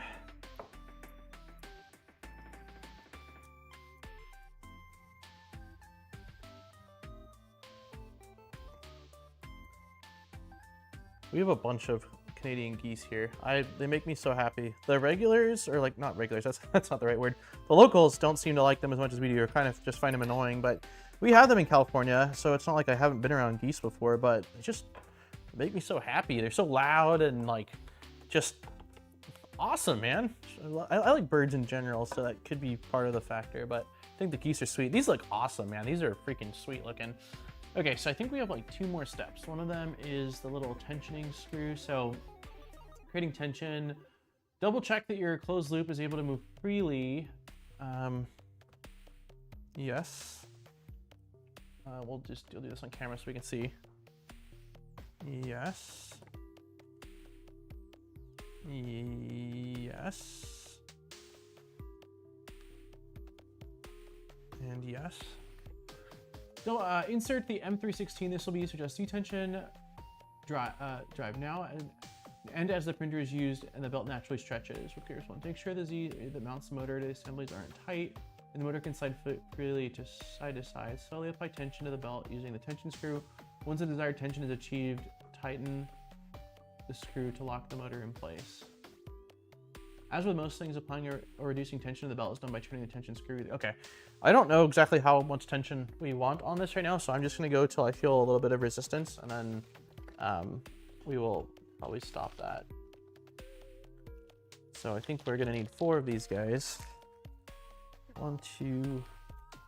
They used to migrate south in the fall, but now they hang around in the winter. Yeah, we have some in the winter as well here.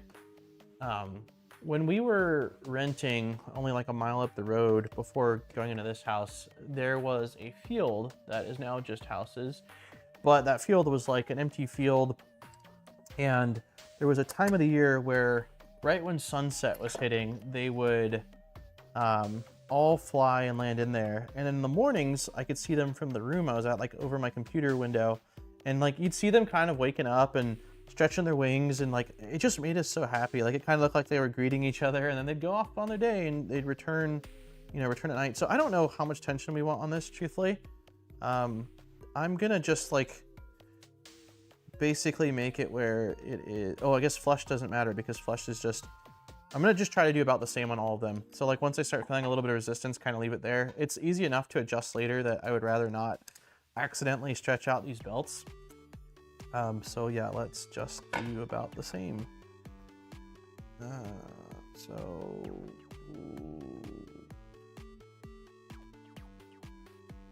Yeah, right about there I think is fine. Yeah, we'll call that good enough for now. Oh, let's not break our freaking motors, jeez.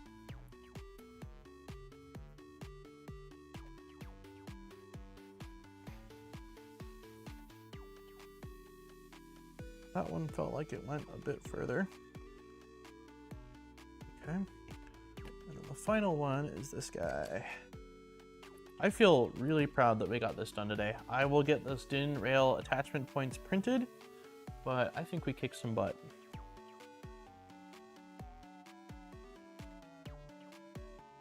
Okay, that's probably good enough for now. Yeah, I can, like I said, adjust these later, but yeah, these just look great.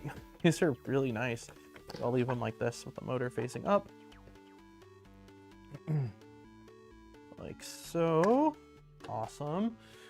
All right, is there anything else? Let's see, 1, 2, 3, and 4. Repeat the steps. The other, you should end up with something resembling below. Take a second to go over all the steps, ensure everything is snug. Admire your work. I just did that. We didn't even have to.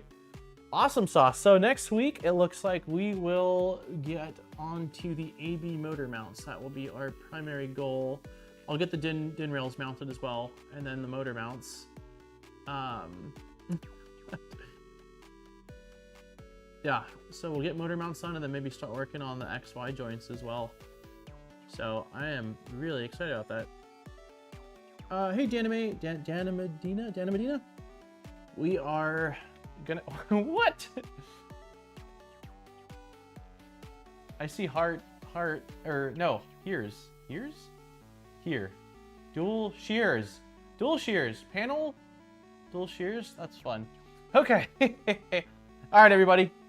Thank you so much to everyone for hanging out today. I know a lot of you are not in the US, so there's not Thanksgiving tomorrow, but there was also a lot of people hanging out in the US as well. So thank you to all of you. At the beginning of the stream, we had a ridiculous amount of gifted memberships. So massive thank you to everyone on all of that support. There was new members, recurring members, there was some donations. It was incredible. Thank you, everyone. Also, thank you to Polymaker for the giveaway we were able to do, and congratulations again to our winner. I'm locking it in my brain right now. I should probably add it to my daily to-do list to send you that email tonight, because like I said, tomorrow I will be on turkey, mashed potato, and I think those are my main 2 tasks for tomorrow, is turkey and mashed potato, and just chilling. But I hope everybody, if you're in the US and celebrating Thanksgiving, or even if you've moved from the US and still somehow celebrate Thanksgiving, I hope you have a wonderful and safe holiday. And for everybody else, I hope you have a fantastic week. I will have a video going live on Saturday. I'll give you a spoiler. It is my 2-month review of the Snapmaker U1. It is a long freaking video. I think it's 26 minutes long. It might be the longest video I've done in the last 2 years. I really didn't want to make it that long. Editing it was brutal. Putting together clips was brutal. But man, after testing it for 2 months, I had a lot to say and there was a lot to cover. Like 12 minutes of it is like going over specs, but it's not just going over specs. There's more like context behind how I feel about certain specs or how it performs. So yeah, I've got 2 more pretty long printer reviews that need to happen, and I'm hoping I can keep them shorter, but I just don't know, man. So yeah, I hope you all have a wonderful week and enjoy the video, and I will catch you guys next Wednesday at the same time, at the same place, when we continue on with the AB motors and the idlers. So on that, have a lovely rest of your day, and I will catch you guys later. Bye everyone, take care.